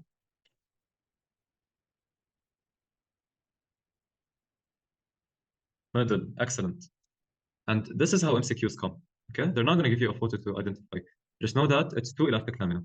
And since everyone answered, خلاص, I think it's safe to move on. Now, small muscular arteries. They're also known as small distributing arteries. I'm not sure how important these extra names are. Small muscular arteries, we went from medium, which had two elastic lamina. The nightmare continued. We went from medium, which had two elastic lamina, to small muscular arteries, which have one elastic lamina, which is the internal elastic lamina. And you can see it very beautifully, very clear in this image. Now, first of all, you guys are able to see that this is a blood vessel, obviously. And this would be the lumen with the blood vessel. These pink dots, this would be the lumen with the blood cell. And these pink dots are actually red blood cells. Tamam? So you can see here we have the same squiggly line again. It's very prominent. It's very pink color. And it's the internal elastic lamina. Okay? So now, in the case of small muscular arteries, we have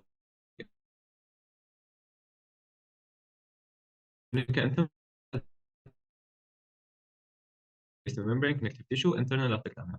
Tunica media, you will not see smooth muscle layers. You will not see external elastic lamina because this is small. Okay. Am I still lagging? Okay, thank you. Again, tunica intima, we said is the same. Endothelium, based on membrane, connective tissue. No one cares. And also the internal elastic lamina, which is important. Tamam? Tunica media is going to have 10 smooth muscle layers, less than the middle, the medium size one. And it's going to have no external elastic lamina and no fibroblasts. And then tunica externa, stark adventitia, is going to have collagen, elastic fibers, and then neurovascular bundle. Hello? يعني we have neurovascular bundle in 3 arteries so far. Large elastic, middle muscular, small muscular. Okay? Large elastic have many elastic lamina. Middle muscular have two elastic lamina, internal and external. Small muscular arteries have one elastic lamina, one internal elastic lamina. Okay? Done. And again, if you have any questions, just let me know, please. So then we move on to the arterioles, which are the smallest arteries. Okay? So those are found everywhere. Okay? They're so small actually that they make up the neurovascular bundle of the large artery. And the vasa vasorum of the large arteries we just talked about everything until now, the large, the middle, the medium, the small. the neurovascular bundle, the vessels are made of arterioles, capillaries, and venules, which are small veins. We'll talk about that later. Um, Arterioles have no elastic lamina. They have only 1 to 2 smooth muscle layers, and their main role is in controlling blood pressure. This is important. And I think I had it in my exam. The arterioles, they are known as resistant arteries. What does this tell you? They can constrict or dilate to affect the blood pressure. They can constrict to increase the blood pressure, or they can dilate to decrease the blood pressure. Okay? Those are arterioles. Tamam? And again, they have the same 3 layers: tunica intima, tunica media, tunica externa. Tunica intima, the same as every time: epithelium or endothelium, simple squamous. Basement membrane, connective tissue, easy. اللي بعده. Tunica media, which will have 1 to 2 muscle layers. And then tunica externa, which has very thin collagen. Does this have neurovascular bundle? No. The arterioles, they are basically broke. They're miskin. Okay? They have no elastic lamina. They have no neurovascular bundle. They are very bare bones. They have tunica intima, tunica media, tunica adventitia, but with almost nothing. Okay? And their main role is in controlling blood pressure. Okay? So this is a slide I added for completion's sake. I don't think it's an important slide. Oh, actually, it could be. I have no idea. But again, as we said, the vasa vasorum, which is the neurovascular bundle, will contain arterioles or venules. يعني هلا if this is, I guess, a large elastic artery. تمام? Don't worry about identifying it. Okay? If I zoom in and then, let's say on a microscope, I will eventually see this structure, which is an arteriole. Now the arteriole, we can see it very obviously. Endothelial cells, sorry, lumen, then endothelial cells, then smooth muscles, then thin collagen. That's it. Nothing else. And let's go back a second. This is an electron microscope image of it. You can see again endothelial cells, these smooth muscle cells, and obviously you have the basement membrane. This is probably you, I know. Wow, it's getting late. طيب. So let's move on. Thank you for laughing. So which artery has 2 elastic lamina? يا جماعة, please answer this. Let's see the chat. B, middle.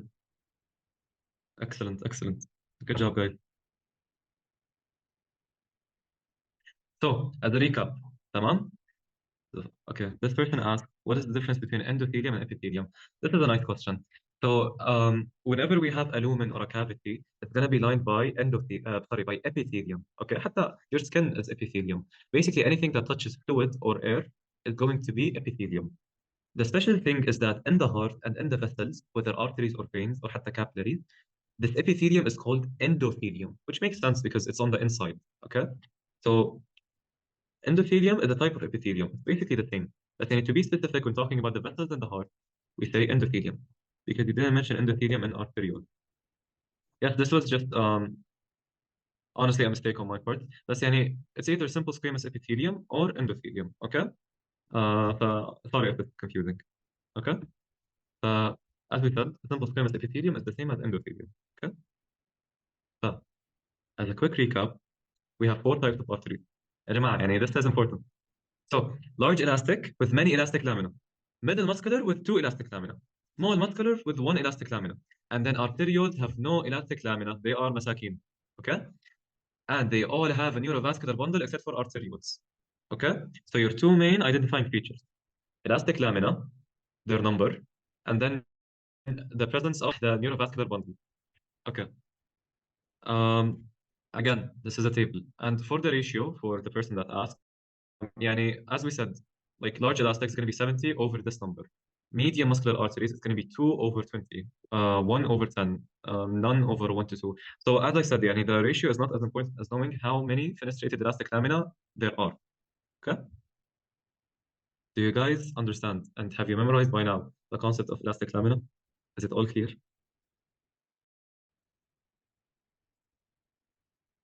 Okay, alhamdulillah. Okay. This is for completion's sake. Basically, we know that the blood vessels, they can constrict, right? They can constrict. But when they constrict, basically that's contraction, the smooth muscle. But the nucleus will take on this corkscrew shape. I don't know if you guys know the corkscrew, but and like movies, عند الأجانب when they open wine, والعياذ بالله, they take a corkscrew, which is like basically the wiggly shaped thing, and they insert it. It basically looks like this. I could have just said squiggly. معلش. Okay, they're basically corkscrew, squiggly shaped nuclei, and this tells you it is a contraction of the smooth muscle cell. This isn't that important, okay? This one is relaxed because it's not it's corkscrew shaped. Checkpoint, any questions? When user? Do you have any questions, user? MashaAllah, this person is very focused. Of course. So, يلا يا جماعة, write on the chat. What is the vessel seen here? Name one feature.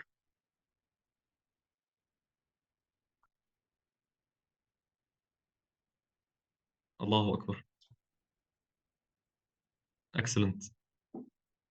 So, as you all correctly answered, and I'm very proud, it's a large elastic artery, and the identifying feature is many elastic lamina. Okay? If they ask for an example, you say aorta. Okay? Now, أخيرا, veins.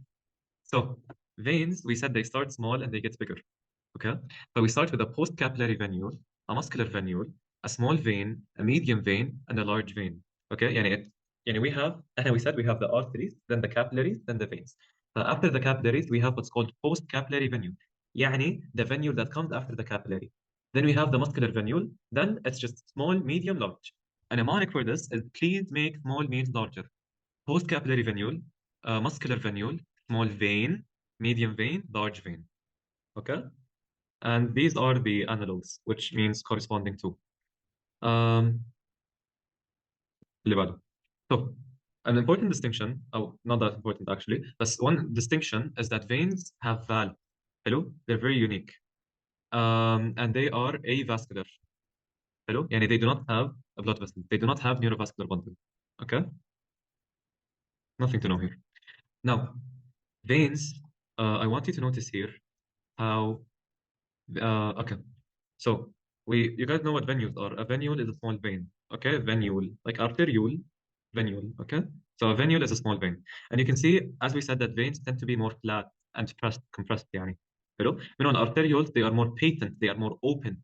They stay open, they stay circular. And you can see that the endothelium bulges into the lumen. Meanwhile, the venule, you can see that the endothelium, hello, which is simple squamous epithelium, the endothelium is flat. How can you tell if a cell is flat or bulging? Look at the nucleus. Here you can see, here you can see a flat nucleus. Here you can see a round nucleus. Round nucleus means it's bulging. Not a very important distinction, but for completion's sake. Now, for whoever was asking about the superior vena cava and inferior vena cava, they are not, the distinction here is not that they are very elastic. The distinction is that they are a unique type of vein and that they have thick longitudinal smooth muscle. Okay? Because we know that the superior vena cava and the inferior vena cava, this is not that important, but to help you understand, the right atrium is going to contract. Hello? When it contracts, and when it relaxes specifically, when the right atrium relaxes, it basically becomes sort of a vacuum. So we know that the right atrium is connected to the superior vena cava. So if the right atrium relaxes, the superior vena cava can just go in. Hello? So we need muscle to keep the superior and inferior vena cava open when the right atrium relaxes. You don't have to know the reasoning. At least just know that the superior vena cava and the inferior vena cava, they have thick, longitudinal, smooth muscle layers. Okay? And these are examples of both. The photo looks kind of confusing, صراحة. I don't recall it being that high yield. However, just take a look at it and just memorize it for the exam. It's this very pink, thick color, and you can't really miss it. Okay, so that's the only important thing about vein. And then again, this is a cross section from Dr. Annie's 5-minute video showing the arteriole, which happens to be more circular, and then the venule, which happens to be more flat. Okay, in the venule specifically, you can see that the endothelial cells are flat. Okay. Again, probably not that important. Now, question. What vessels make up the Vasa vasorum?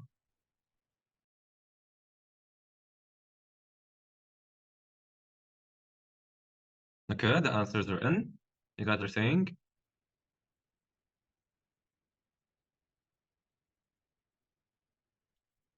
D. Excellent. So as we said, the vasa vasorum, they are the blood vessels of the blood vessels. That means they're going to be very small. So you take the smallest stuff there are, which are arterioles and venules and also capillaries. Okay.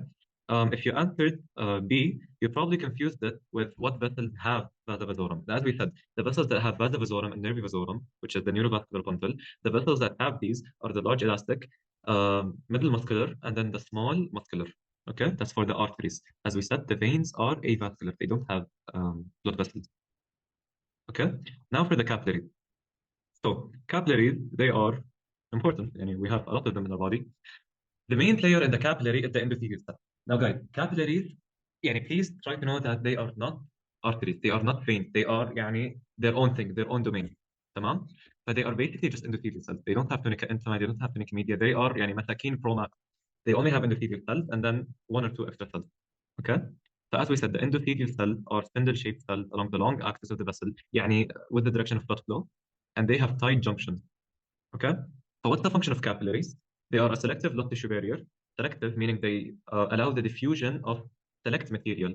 مثلا plasma across the capillary. But for example, oxygen does. That's selective. A blood tissue, as we said, we have blood, we have tissue. A blood tissue barrier. So it's not bleeding into the tissue. Fast transport of oxygen makes sense. Smooth surface, as always. And then this is something unique about capillaries. Sorry, someone asked me to repeat. I'll just say this and repeat. This is something about capillaries, is that capillaries, specifically the capillary endothelial cell, they synthesize P-selectin and von Willebrand factor. These are big scary words, but we're gonna memorize them inshallah. So capillaries, they are unique in that their endothelial cells synthesize, make two things, P-selectin and von Willebrand factor, VWF, which you know from FND. Okay? Now, Fuad, what would you like me to repeat exactly?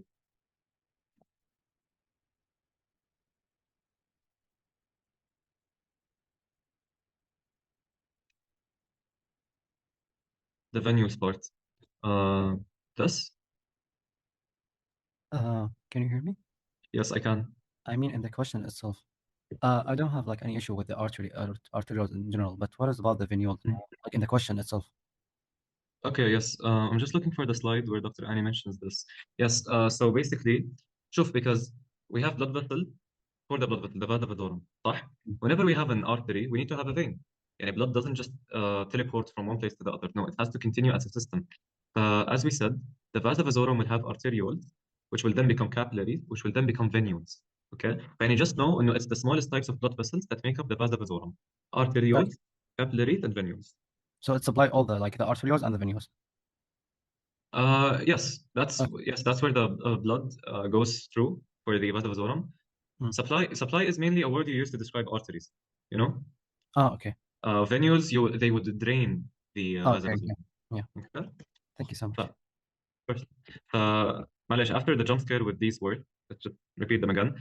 Capillary endothelial cells, they will synthesize P-selectin and von Willebrand factor. Where do you see this? In capillaries. Okay? هم مساكين, they don't have anything, they have this thing as a bonus instead.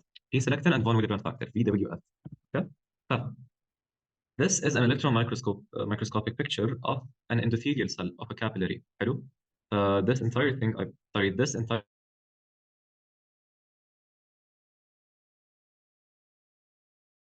you can see black densities on electron microscope.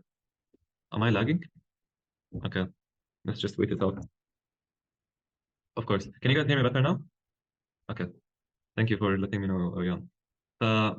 Capillaries, the endothelial cells inside of capillaries, they have these black densities called Weibel palate bodies. You see this black color, these black circles, ovals, these are called Weibel palate bodies. What's the function of these? Remember the two names we just said, P-selectin and von Willebrand factor, VWF, they store them. Hello? So inside the endothelium of the capillaries, we have organelles called Weibel palate bodies. Weibel palate bodies. These organelles will store P-selectin and von Willebrand factor. Okay, inshallah you have it memorized by now. What's the function of each? Unfortunately, we have to know the function. Von Willebrand factor is important in platelet adhesion. You guys should remember this from FND. Basically, you have the endothelial layer. If it gets damaged, these molecules called von Willebrand factors, which will be exposed, and then the platelets will come and attach to them and adhere to them. Okay? That's for von Willebrand factor. Now we have P-selectin. P-selectin is important for the migration. More on that later. But for now, three names to memorize. Okay? P-selectin, von Willebrand factor, and Weibel palate body. Weibel palate body are these are Weibel palate bodies. You can see them on the electron microscope. On the light microscope, no, you cannot see them. They're very small. The Weibel palate bodies, they're the organelles that will store P-selectin and von Willebrand factor. Von Willebrand factor is important for platelet adhesion. P-selectin is important for neutrophil migration. I think the mnemonic I use is that neutrophil has a P and P-selectin P, P for P-selectin, neutrophil migration. Okay. Vulnerable factor, you know this from FND. Platelet adhesion. Weeble plate bodies are the organelles that for P-selectin and vulnerable factor. Make sense? بصراحة nothing to explain. It's just memorization. Weeble plate bodies, so vulnerable factor and P-selectin. Now, capillaries, we said they're important in the transport of substances. They either diffuse through the cell or they can take the VIP route where they are taken as penocytic vesicles. You might remember from FND penocytosis. So just know here for capillaries, and we're speaking for capillaries. Look, we still have the Weeble plate bodies. For capillaries, we have the movement of material through penocytic vesicles. Penocytic vesicles, you can see them as the yellow color here. They will come from the blood, from the lumen, and they will travel the entire length of the capillary and be released to this side. حلوين? So capillaries are special with two things: Weeble plate bodies and penocytic vesicles. And guys, one quick distinction is that exchange and everything happens only in the capillary. You will never see exchange in the artery. You will never see exchange in the vein. Okay? You can expect the transfer to also be in the capillary. Penocytic vesicle. Okay? Now, capillaries are very thin, fragile structure. They are حرفيا one cell. They're made of almost one cell. They're made of the same cell. They're made of endothelial cells. Okay? This is going to allow diffusion and permeability because of how thin they are. Remember, structure determines function. If the capillaries were thick, we cannot have diffusion. The capillaries need to be thin. Capillaries are narrow. They are so narrow that this is a capillary. Do you see the two pink lines? This is a longitudinal section. Hello? You can see here a red blood cell. The capillaries are so narrow that only one blood cell at a time can travel through. Hello? It's sort of like, imagine you're driving a car and it's a very busy one-lane street. And you in the car, you are the red blood cell. The street is the capillary. Okay? Fragile, most vulnerable vessel to high blood pressure. Not important. The only layer they have is the tunica intima. Hello? They are mesquine pro max, we said. They have only the tunica intima. The capillaries only have tunica intima. Even then, it's only endothelial cells, which is the simple squamous epithelium, and basement membrane. They don't even have connective tissue. Okay? Only endothelial cell and basement membrane. Okay? That's it for capillaries. These are some more photos. And just to explain this more, again, you guys, if you can see my, if you can see my cursor, you can see these two dark pink lines. Okay? These are the walls of the capillary. Hello? Inside, you see an erythrocyte. Okay, this will tell you it's a capillary. Now, some person asked that it's sort of hard to differentiate, and you're right. Just my advice is try to look at these two lines, right? Whenever you see these two lines, know that it's a vessel. We cut this in half and we're looking at it. It's going to look something like this. You have a line here, a dark pink line here, and then a very adjacent dark pink line here. And what tells you absolutely that this is a capillary is the presence of an erythrocyte, which is a red blood cell, which you can see here. Okay? If you look here, we also have erythrocytes here and here and here and here. But this tells you this has to be bleed into our tissues. If there's a red blood cell, it means that it's inside a vessel. Especially if it's a small vessel like this, this is a capillary. Capillaries, we said, they are only made of endothelial cells and basement membrane. Sorry. Now we have more clear photos. Here, you can see the muscular structure, and you can see the pink cells inside in what we call a single file line. طابور. Hello? طابور مدرسة. Okay? These are red blood cells. All of these are red blood cells. And as we said, guys, the cardiovascular system is a closed system. We do not bleed into our organs. Blood is always contained within vessels. But the fact that we see the single file line of red blood cells tells you that this is a capillary. You can see it here. You can also see it here. Okay? Does this make sense, user? And you can also see it here. Now, this is probably a cross section because you only see one. Sorry, you can only see one red blood cell, and you can see a sort of flat nucleus, which is probably of the endothelium. Okay. More importantly, just appreciate how the red blood cells here go in a single line. Okay. Oh, it's not you that asked. It's dot. Okay, معلش. So more on capillaries. We have endothelial cells, and okay, this image was way more labeled in Dr. Annie's lecture, but it's honestly not that important. One is like more importantly, here we have the tubes. Hello, we have the capillary. We have inside it the red blood cells. Is my voice cutting out?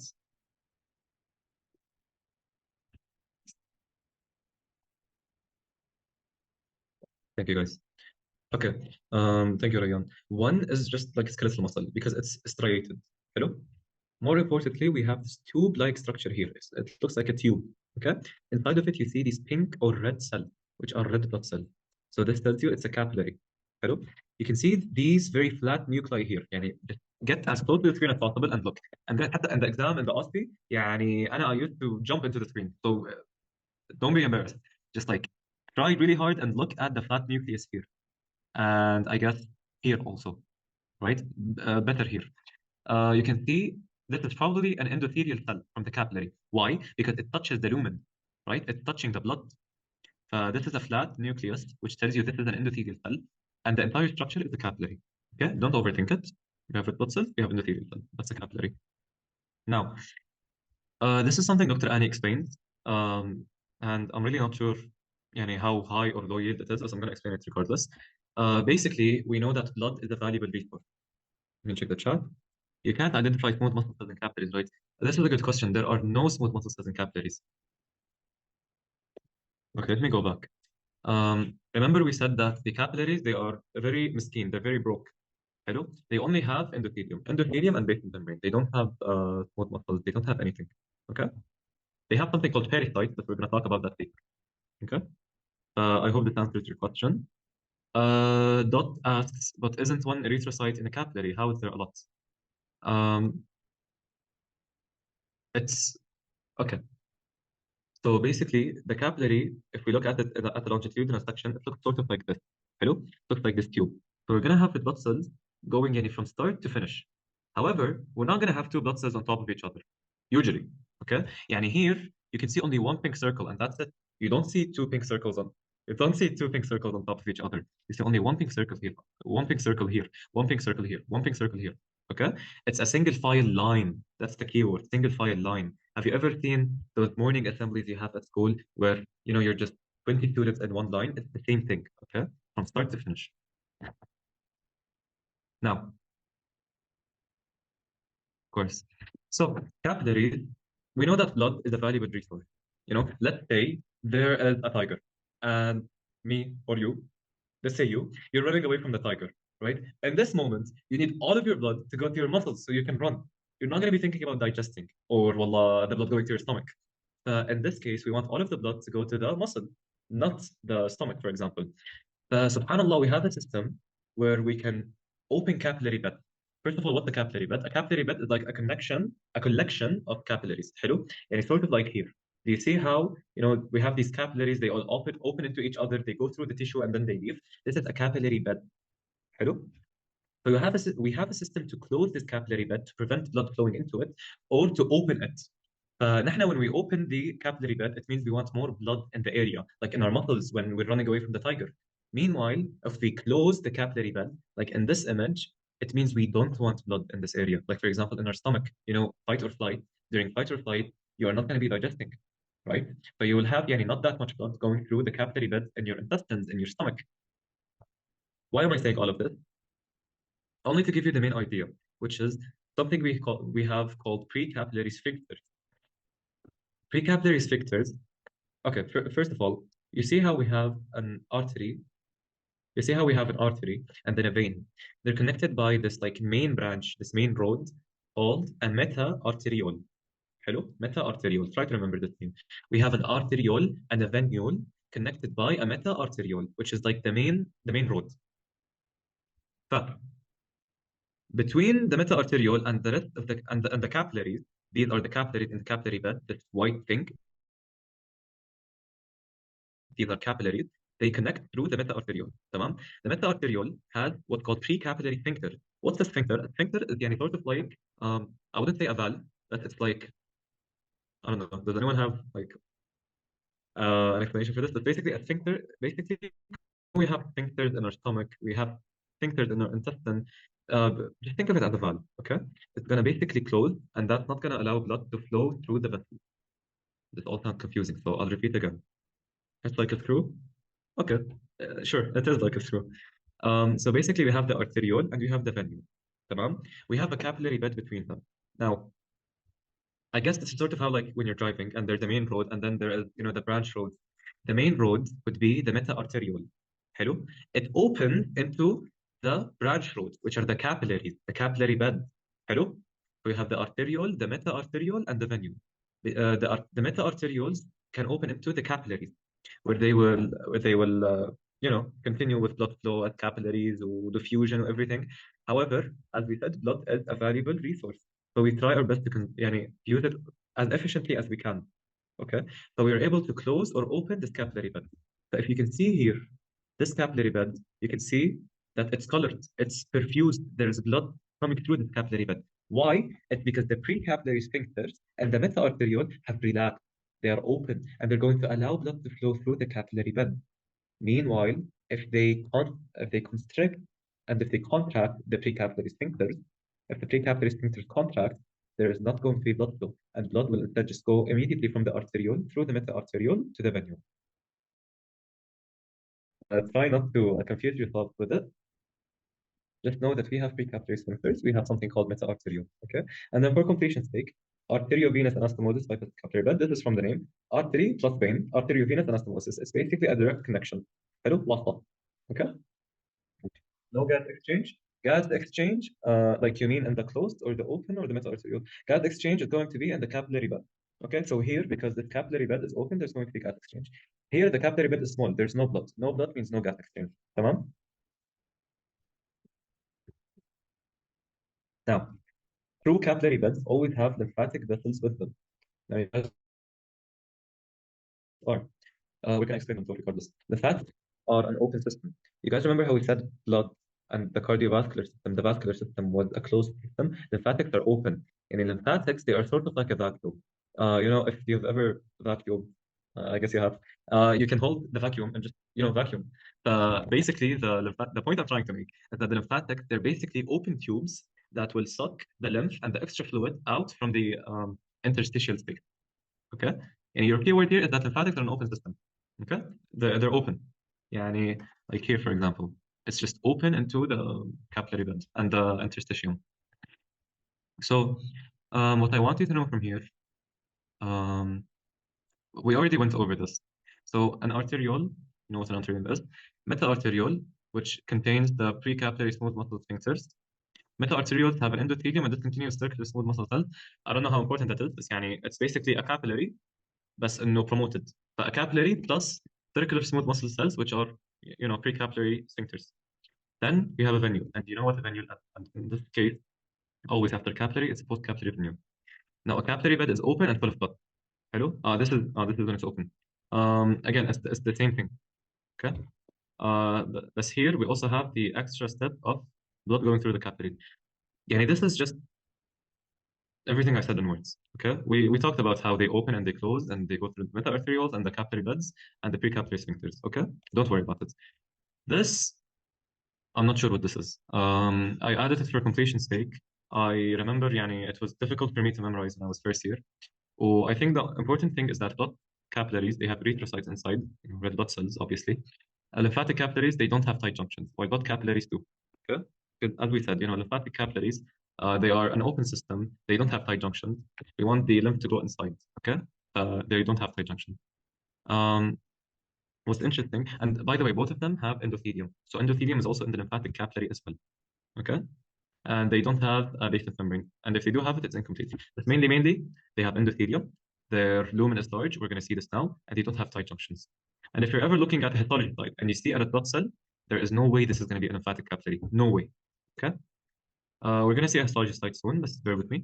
So we said the function of lymphatics are to clean up excess fluid. You know this from FND.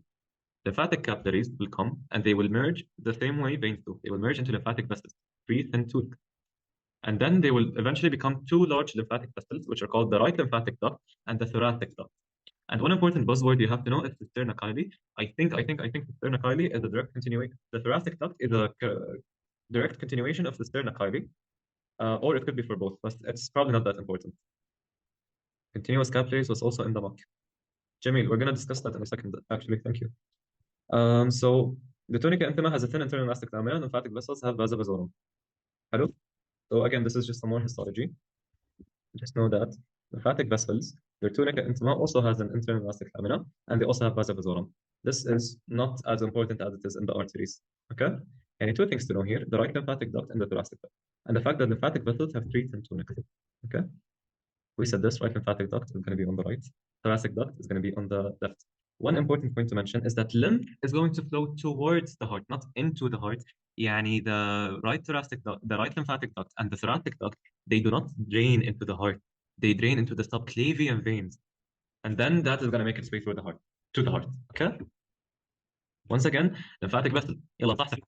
Lymphatic vessels, they drain into the subclavian veins. What does this mean? It means that lymph flows toward the heart. يعني مثلا from the hand all the way to the heart. It's not going to drain into the heart. It's going to flow towards the heart. This is just يعني a buzzword you have to keep in mind. And obviously, lymphatic vessels are lined by endothelial cells. Okay?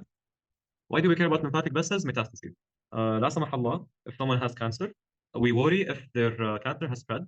The main way most cancers spread is by lymphatic vessels. Okay?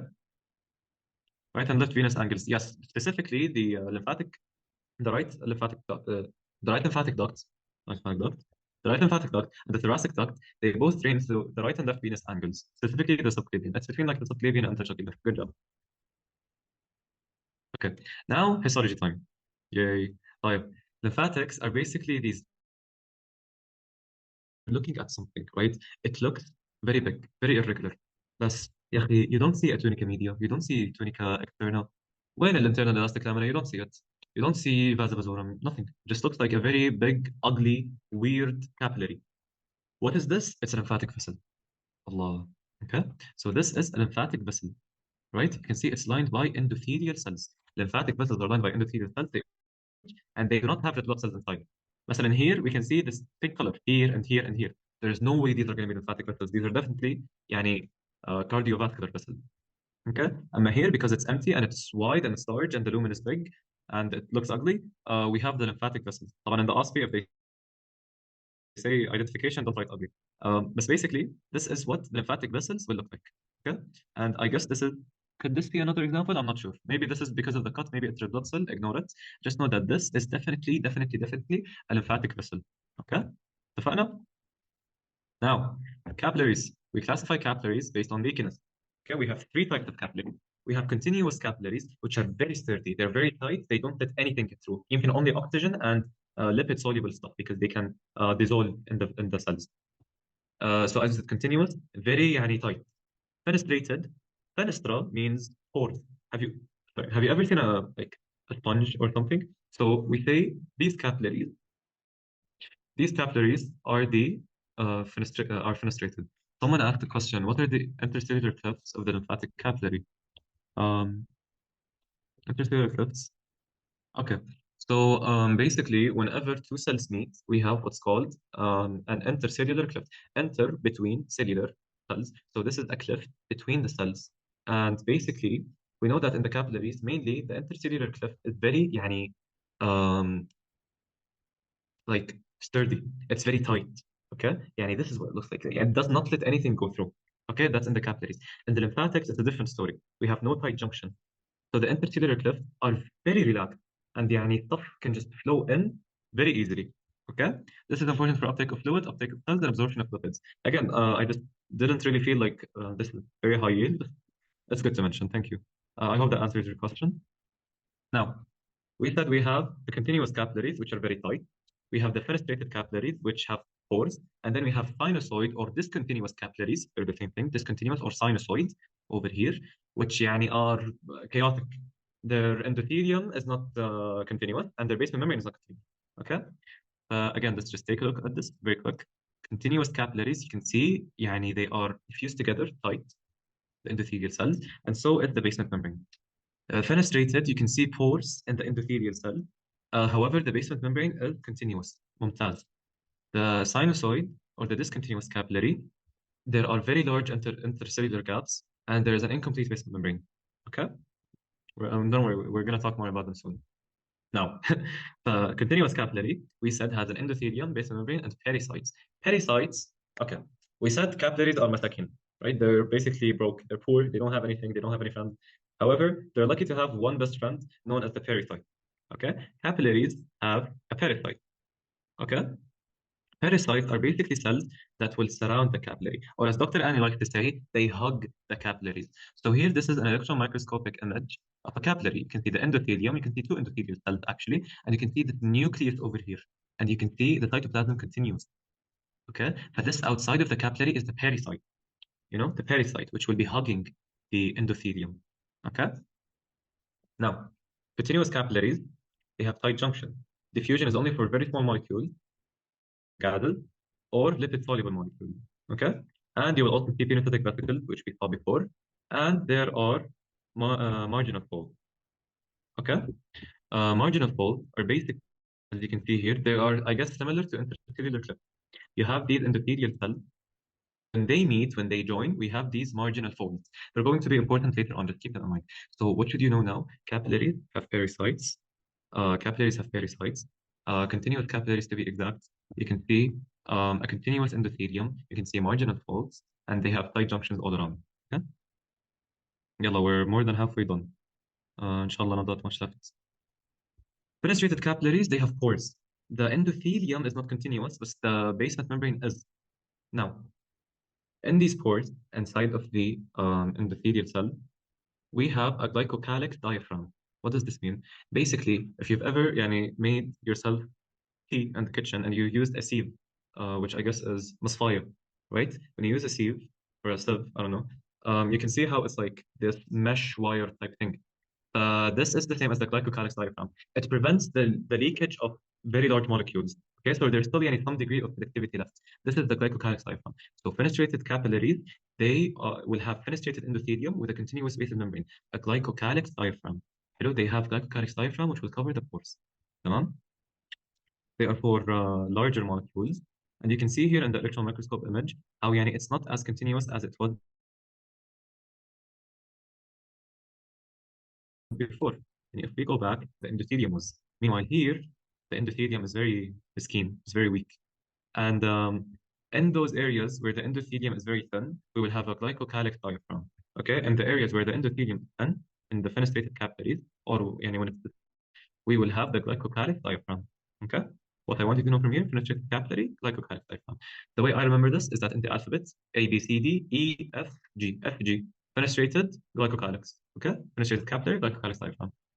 Okay, there's no M here. I guess I guess it depends on the thing, the electron microscopy. Or يمكن there is between cells, but it doesn't show here. And again, this is a nice photo of like how discontinuous the endothelium is. And when we have this, you can see the letter D and the arrow is pointing. So what should be the diaphragm, the glycocalyx diaphragm. Okay. When there is no endothelium, we will have a glycocalyx diaphragm instead. Okay.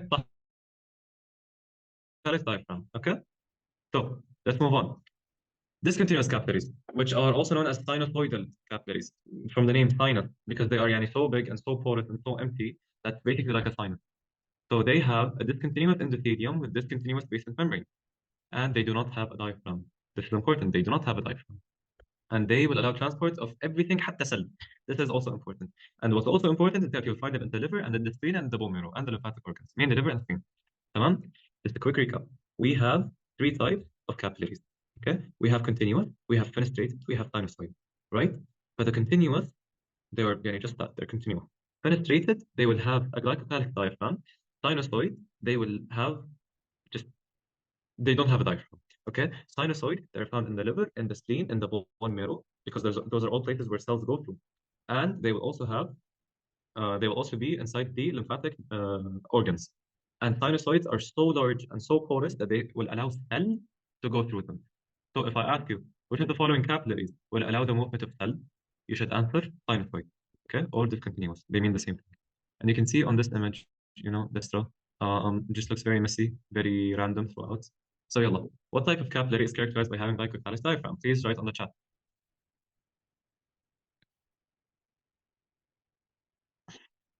Perfect. Thank you, guys. Remember the mnemonic, FG, okay? Now, post-capillary venule, and note that this is important. يلا يا جماعة, we're almost done. Post-capillary venules are basically large capillaries. They have only a tunica intima. They're just promoted capillaries. Again, what's important about them, and what I want you to know, is that their function is extravasation of white blood cells. From the name, extra, vasa. Extra, outside, vasa, vessel. So this is where the white blood cells go outside of the vessel, in the post-capillary venule, okay? You can see on this image, we have basically these wide-looking capillaries, and this is what we will call post-capillary venule, okay? And basically, this is the procedure they go through. The neutrophil will come, it will stick close to the wall of the vessel, then it will attach, then it will squeeze through the marginal fold. in the interstitial cliff. Okay. A lot of fancy terms.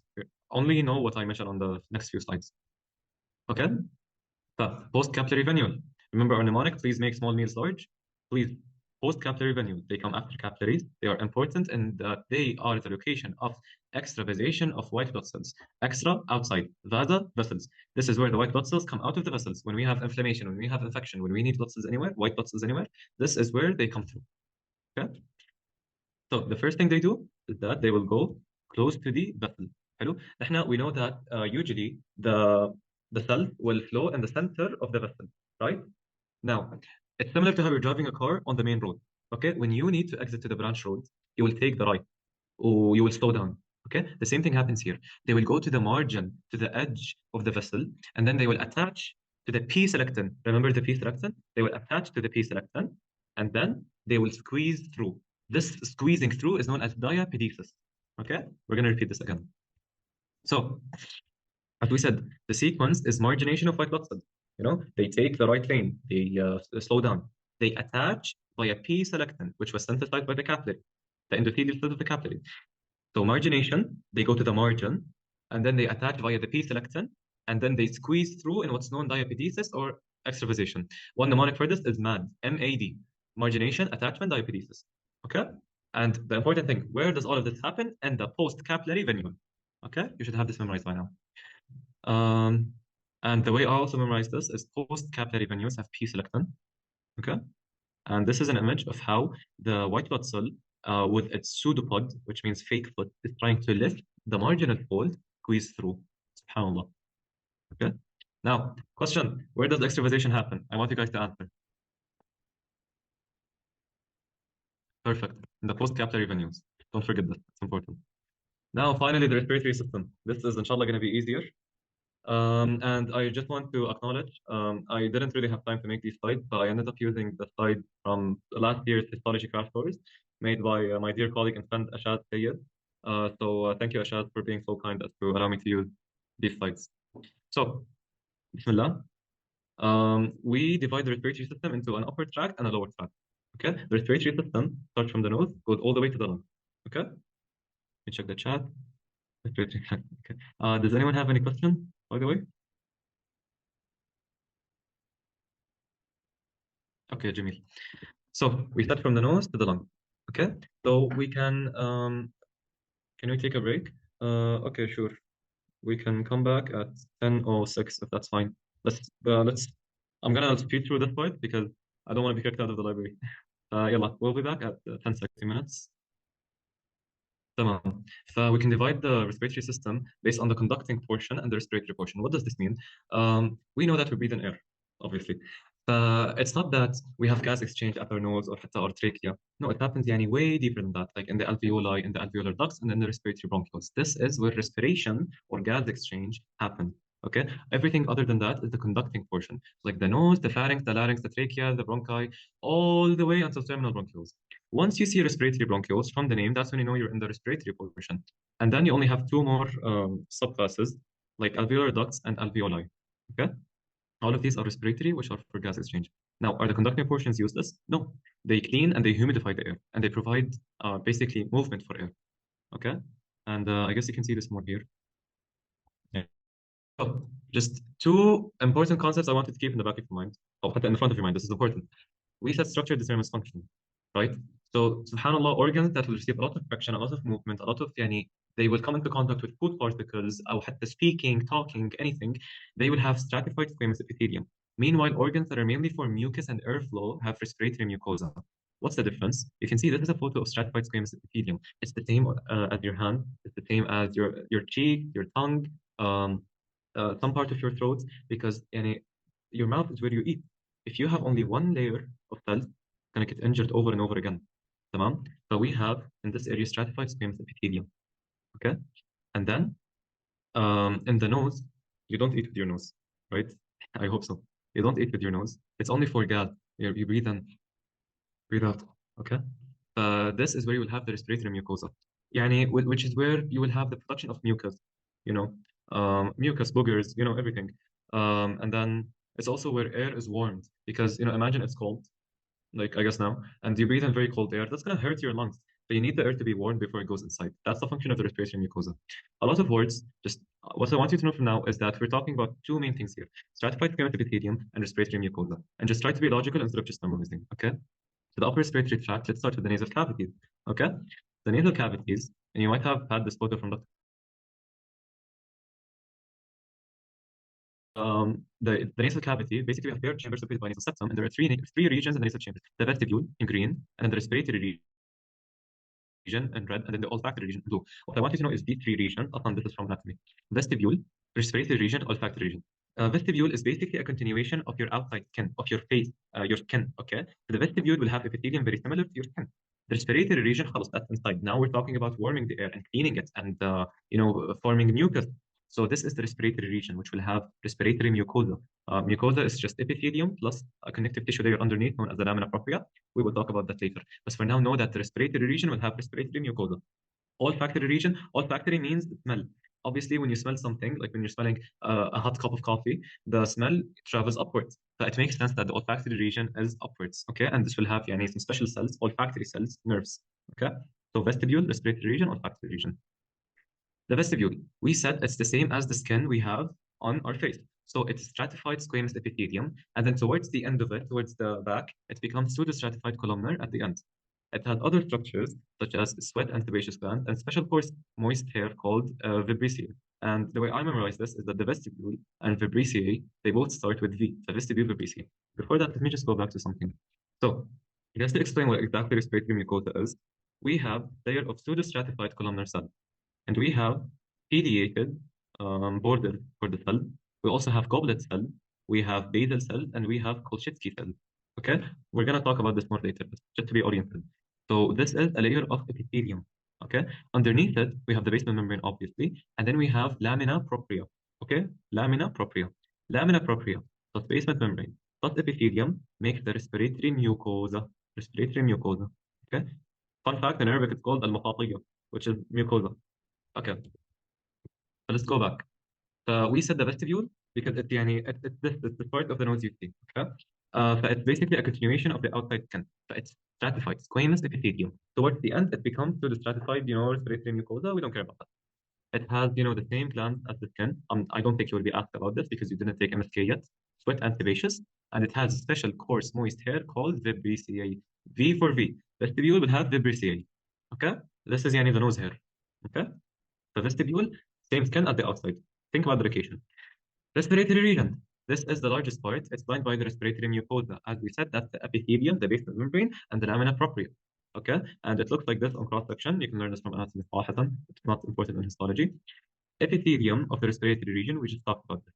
We have the pseudostratified cells, which are the ciliated cells. They have cilia. We have goblet cells. A goblet is basically the cup they use for drinking juice. Okay? This is a goblet. And notice how the goblet cells, they look similar. Okay? حتى if they don't see, بس تلقوا. Goblet cell. Okay? We have brush cell, which are these. And brush, remember, brush border is microvilli. So these cells have microvilli. These are brush cells. And we have basal cells, which are basically stem cells. And we have these special granule cells, small granule cells, also called Purkinje cells. Okay? So 5 types of cells in the respiratory epithelium. We have the pseudostratified columnar with cilia. We have the brush cells, which have microvilli. We have the basal cell, which are stem cells. We have the small granular Kolchitsky cell, and we have the goblet cell. Okay, we will repeat this later. تمام؟ هلا the function. As we said, structure determines function. Nothing was created randomly. Okay, everything was created with design. The ciliated cells, they have cilia. What do cilia do? They beat. Hello. So when cilia beat, they take the mucus and they just stick to the other side, right? So this is what we call the mucus ciliary escalator. You guys know what an escalator is? It's the electrical stairs. Mucociliary escalator. Okay. I'm sorry, guys. Give me 1 second.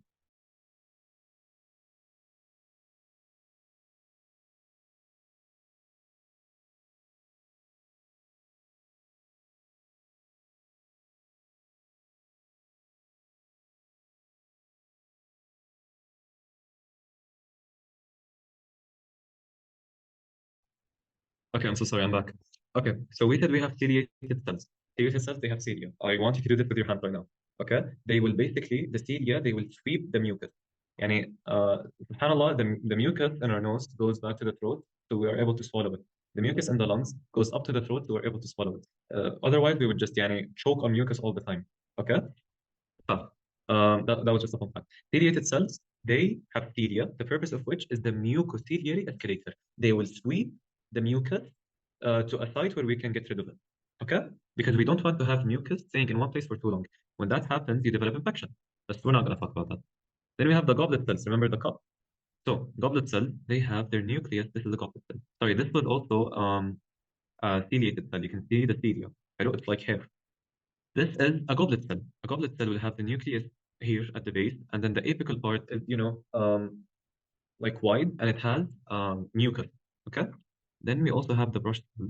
I believe this is the brush cell.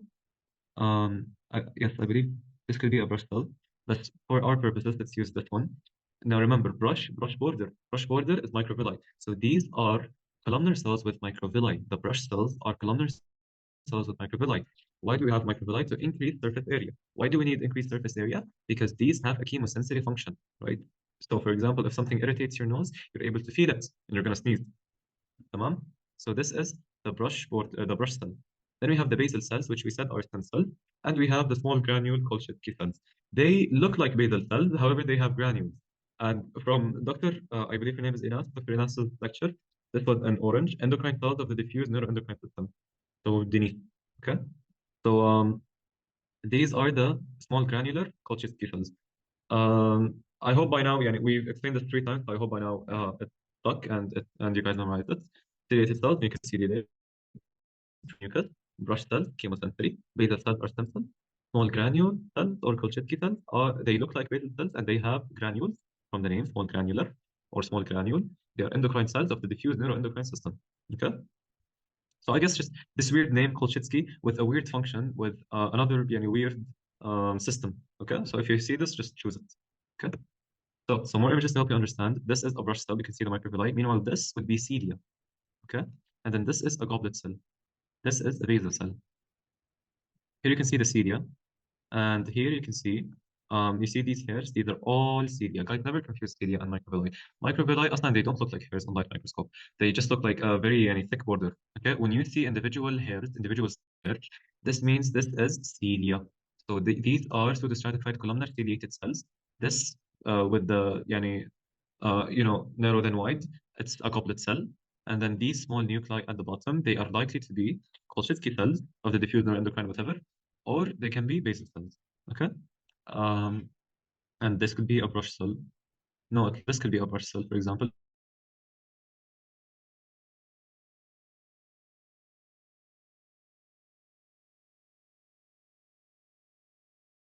The venous. As you can see, here we have the epithelium, right? The respiratory epithelium. We have this gray thing, which is the basal membrane under it, and then we have the venous plexus. You cut out. When did I cut out from? The previous slide or this one?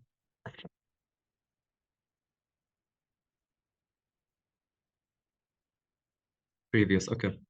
Okay, so to answer 2 things at once. Again, so I was just saying that here you see cilia, and whenever you see individual strands of hair, cilia, just immediately say cilia. Don't confuse cilia with microvilli, because microvilli, they are, they just appear as a thick border.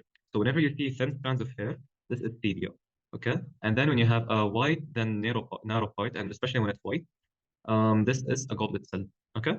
And these small nuclei are probably basal cell. And you can probably see Kolchitsky cell throughout. You can't really see a brush cell here, but you just have to memorize this there. Do you have to identify this in OSCE?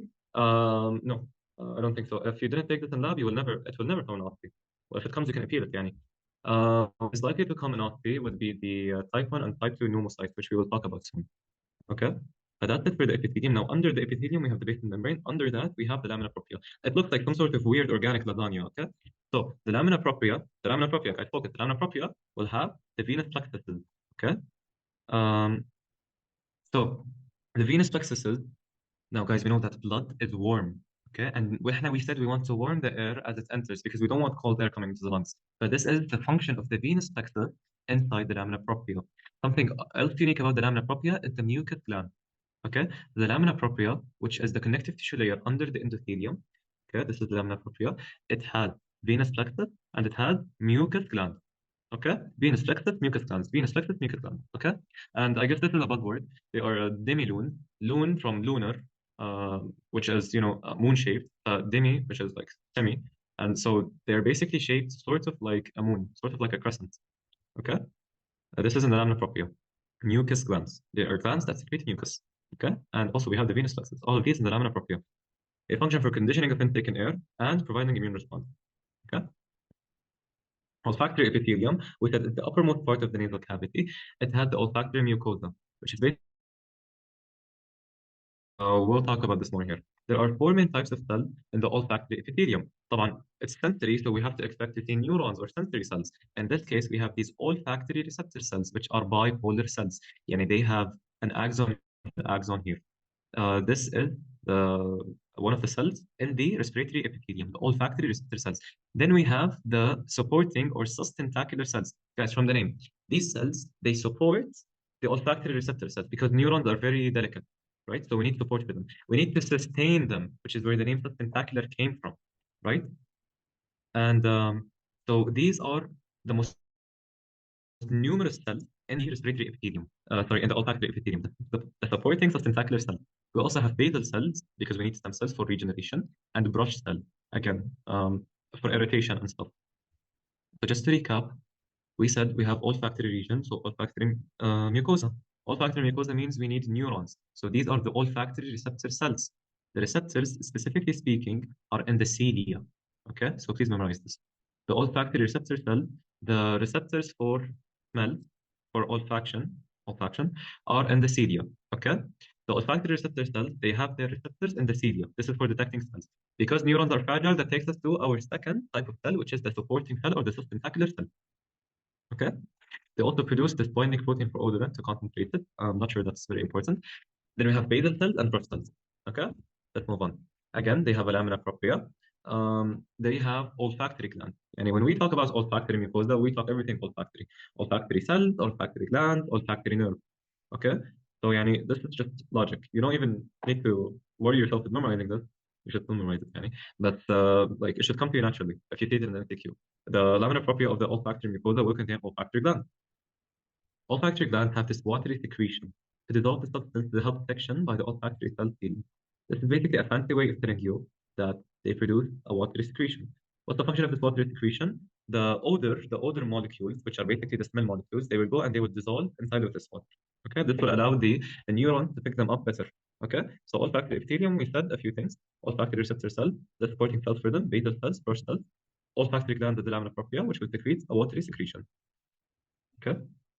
In the slide before, it said it's epithelium minus goblet and lamina propria, no?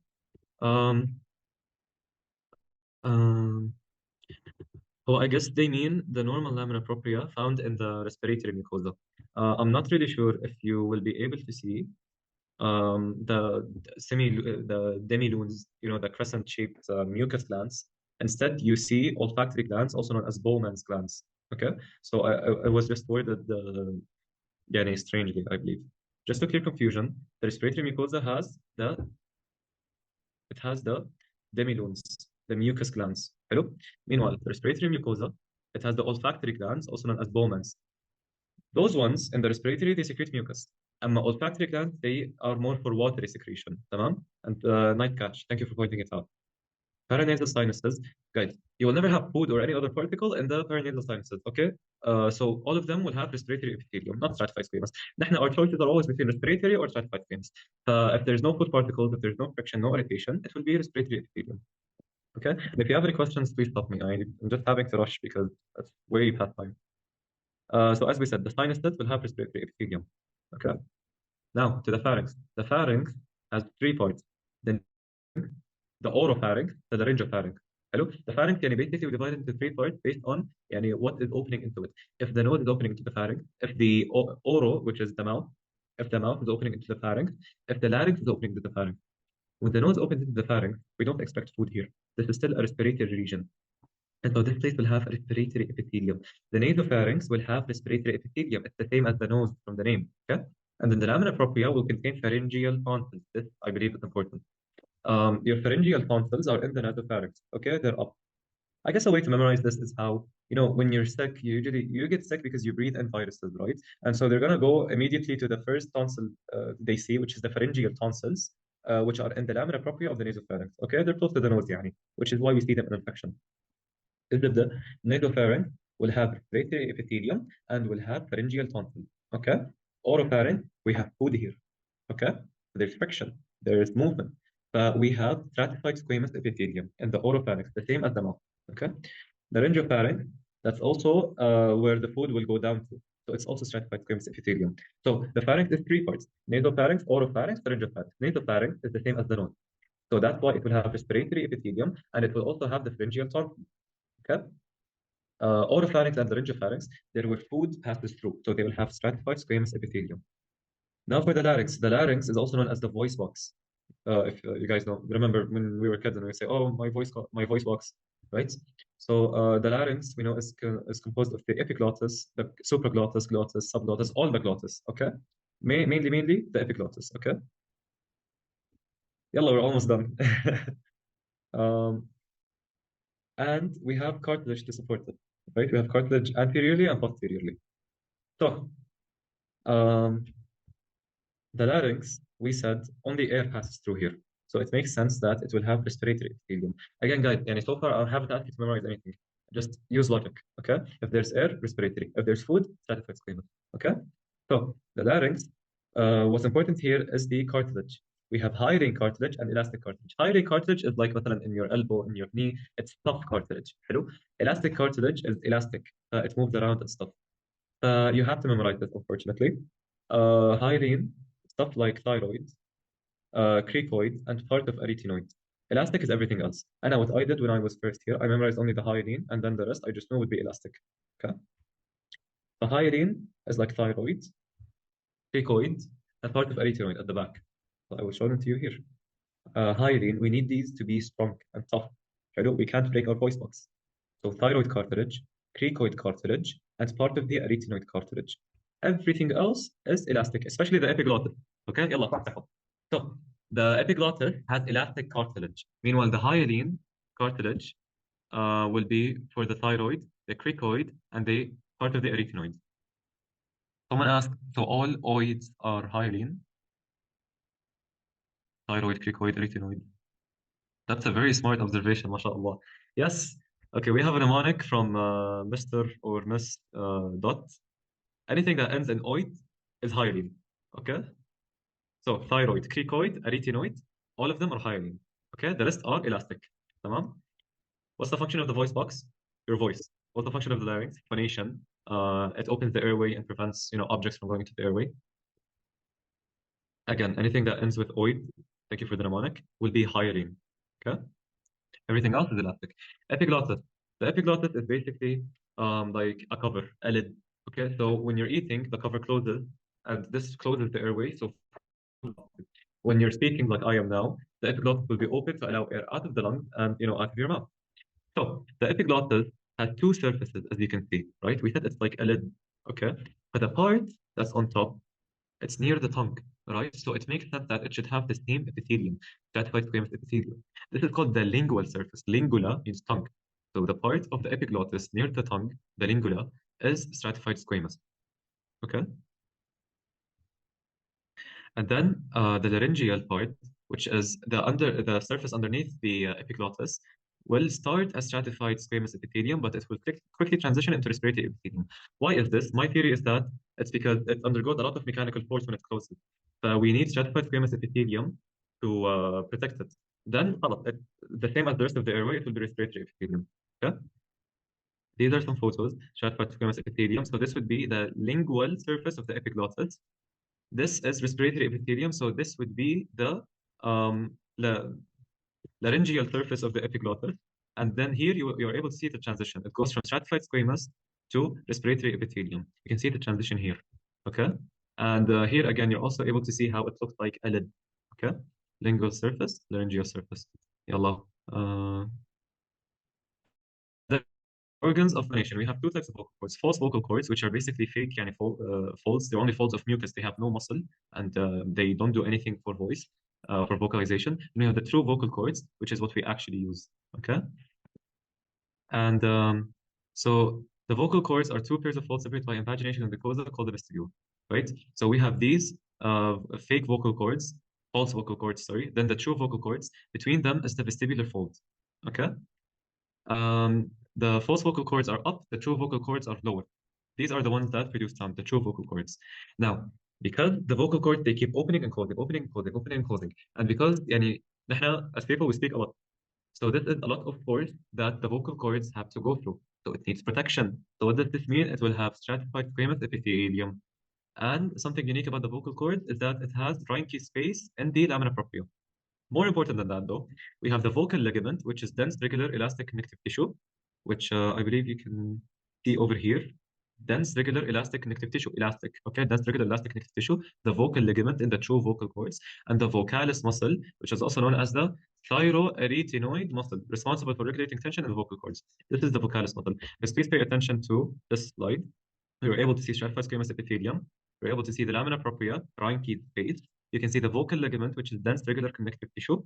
And we can see the vocalis muscle, which is responsible for regulating tension in the vocal cords. Okay? These are just some more slides for you to look at. We can see, obviously, this is respiratory epithelium. Now, we said the true vocal cords, they move, but they have stratified squamous. The false vocal cords, they do not move. They have nothing to do with vocalization, but they only actually have respiratory epithelium. Okay? That's how we can differentiate them. Meanwhile, this is stratified squamous epithelium. This tells you this is in the true vocal cords. And you're also able to see seromucous glands in the false vocal cords, because as we said, it's the same as any respiratory structure. It has glands. And the true vocal cord, it's mainly the vocalis muscle. It's skeletal muscle, okay? Vocalis muscle, also known as the thyroarytenoid muscle. Mainly vocalis muscle, okay? Then the trachea.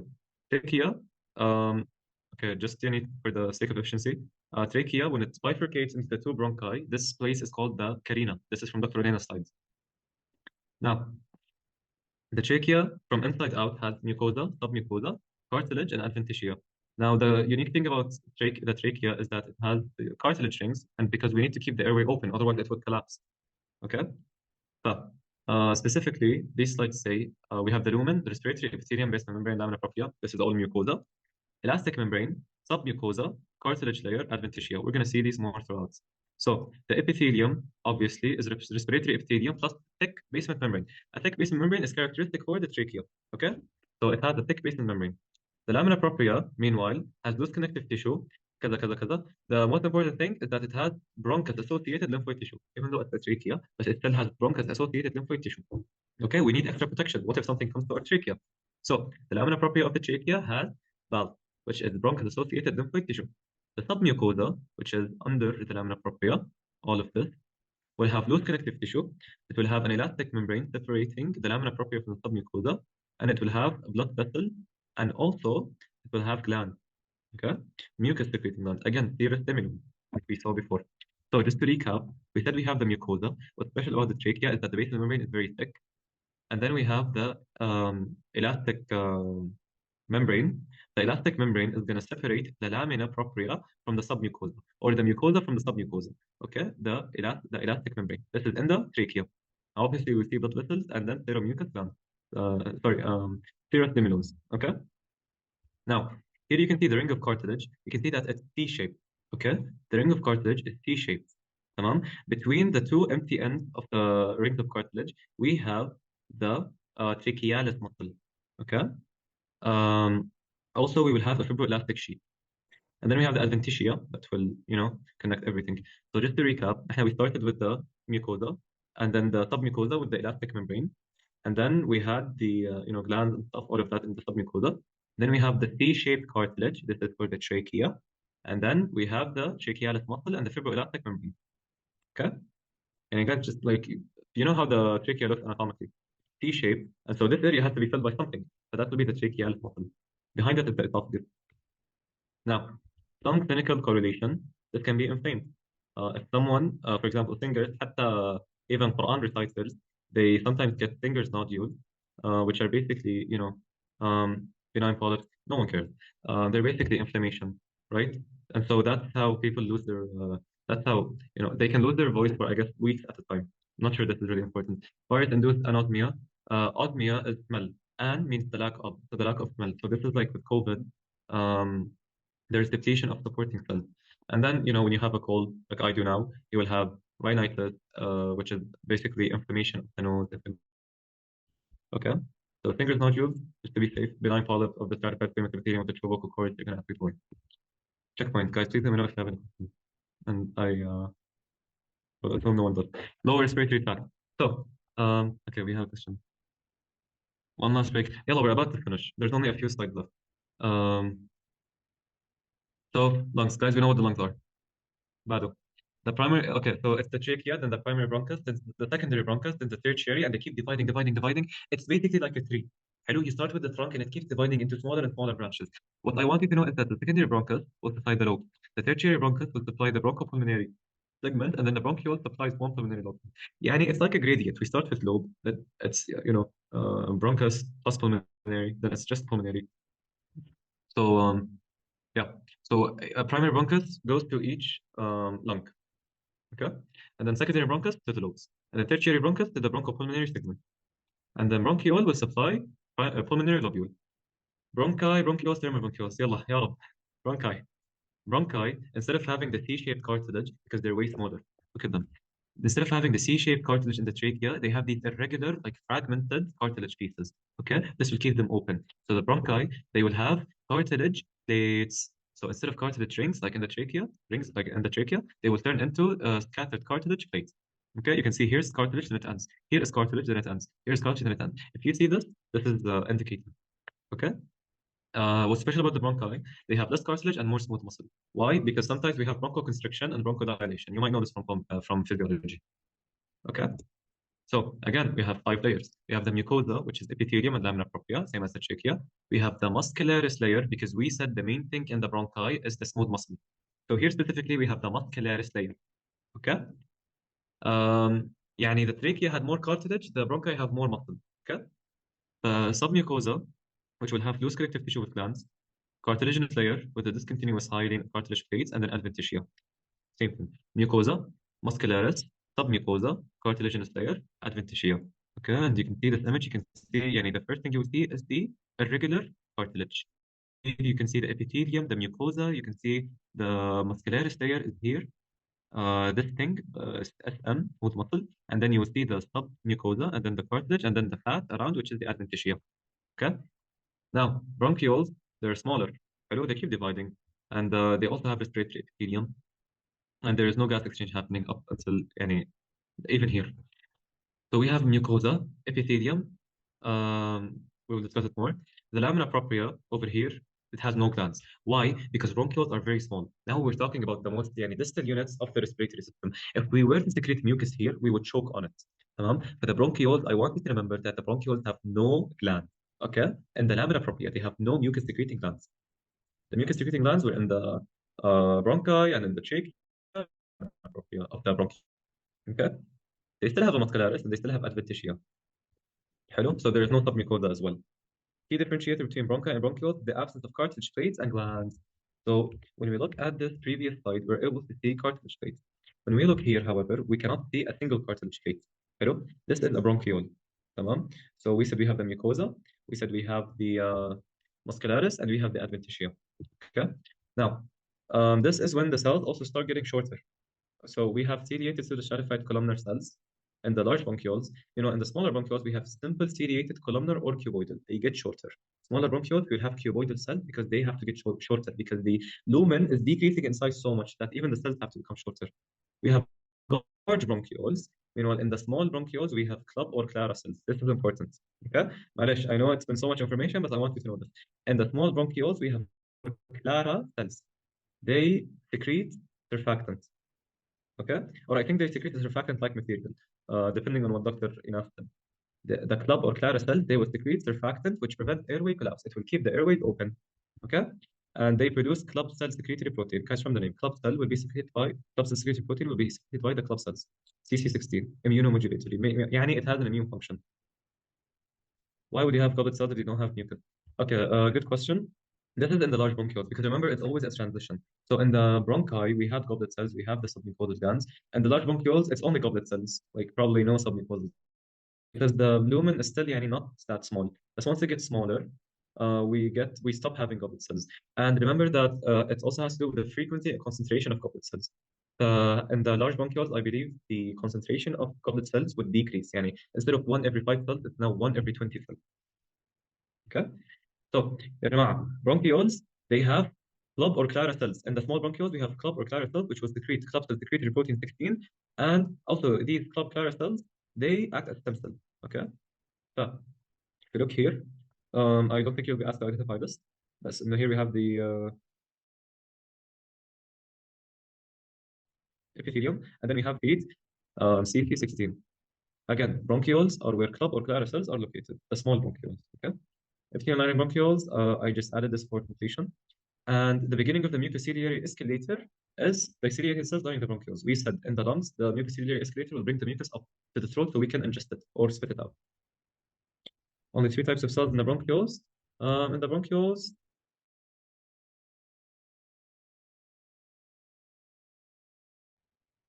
I mean, the epithelium, you're going to have the club or clara cells. But come on, you will still have basal cells. I believe so. I'm not really sure. I will check Dr. Inas's slides and get to you later. But no, this is just copy paste from her slides. So someone asked, Clara are like basal for bronchioles.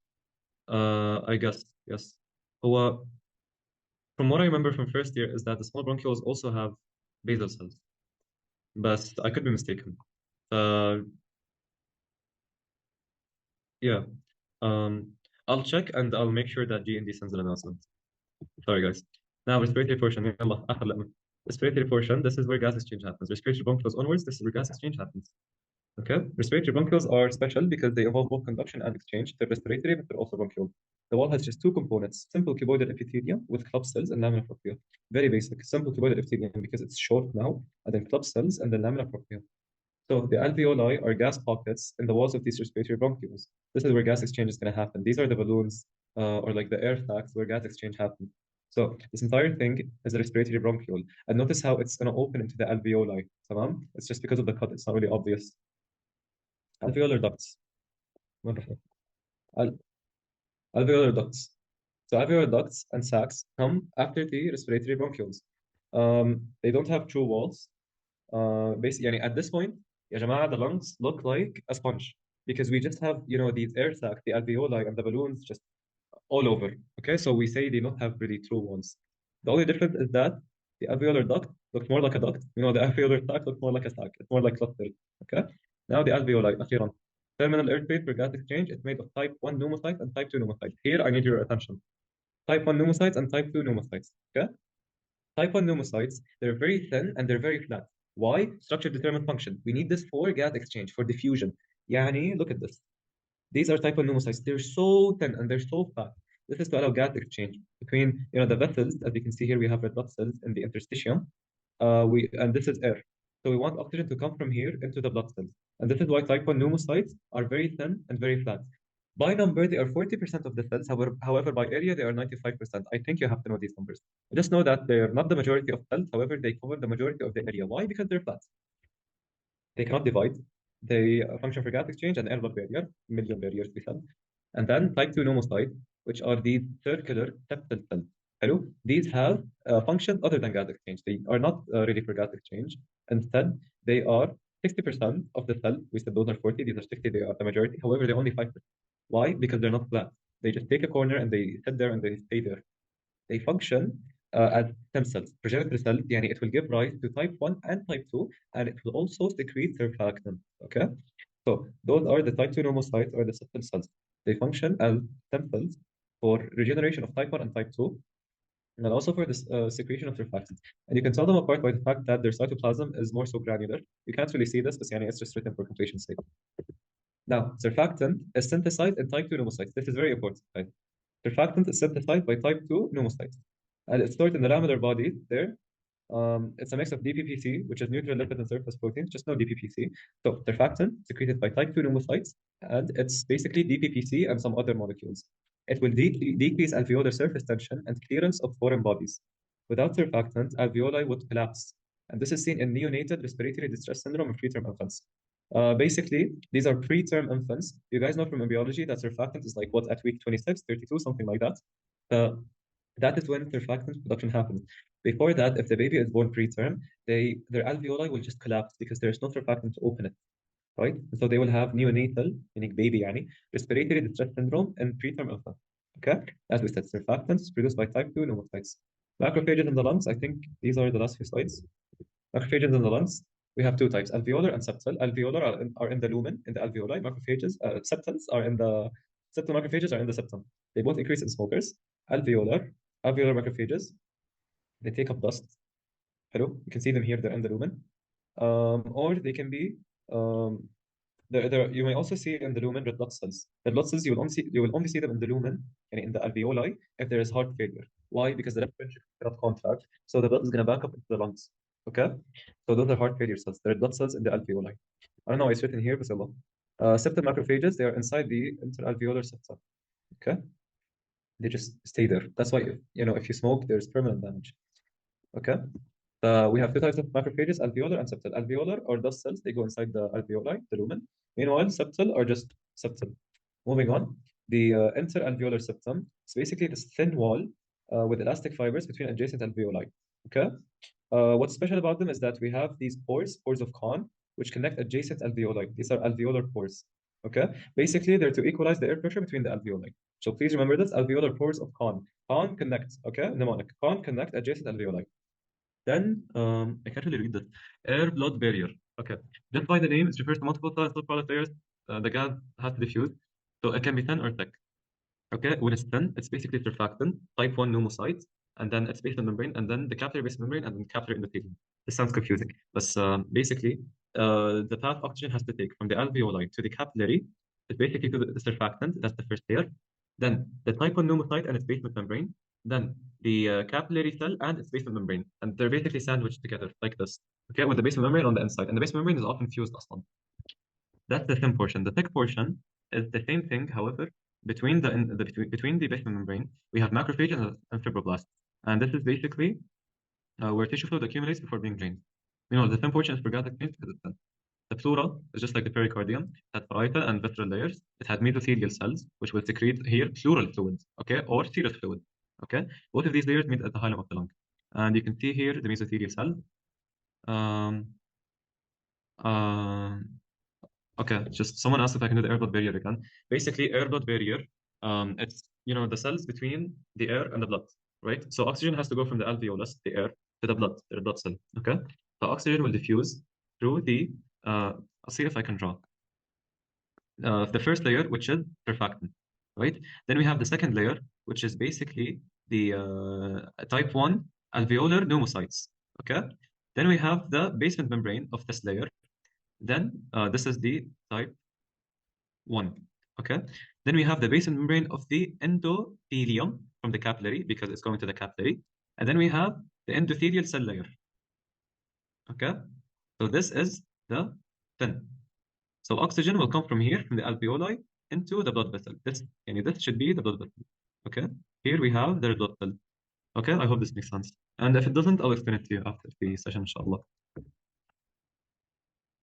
Okay. What is this? Okay. Blood supply. The pulmonary circulation, gas exchange, bronchial circulation, whatever. Asthma. These are diseases. You shouldn't be asked about these as first years. Whatever. Asthma.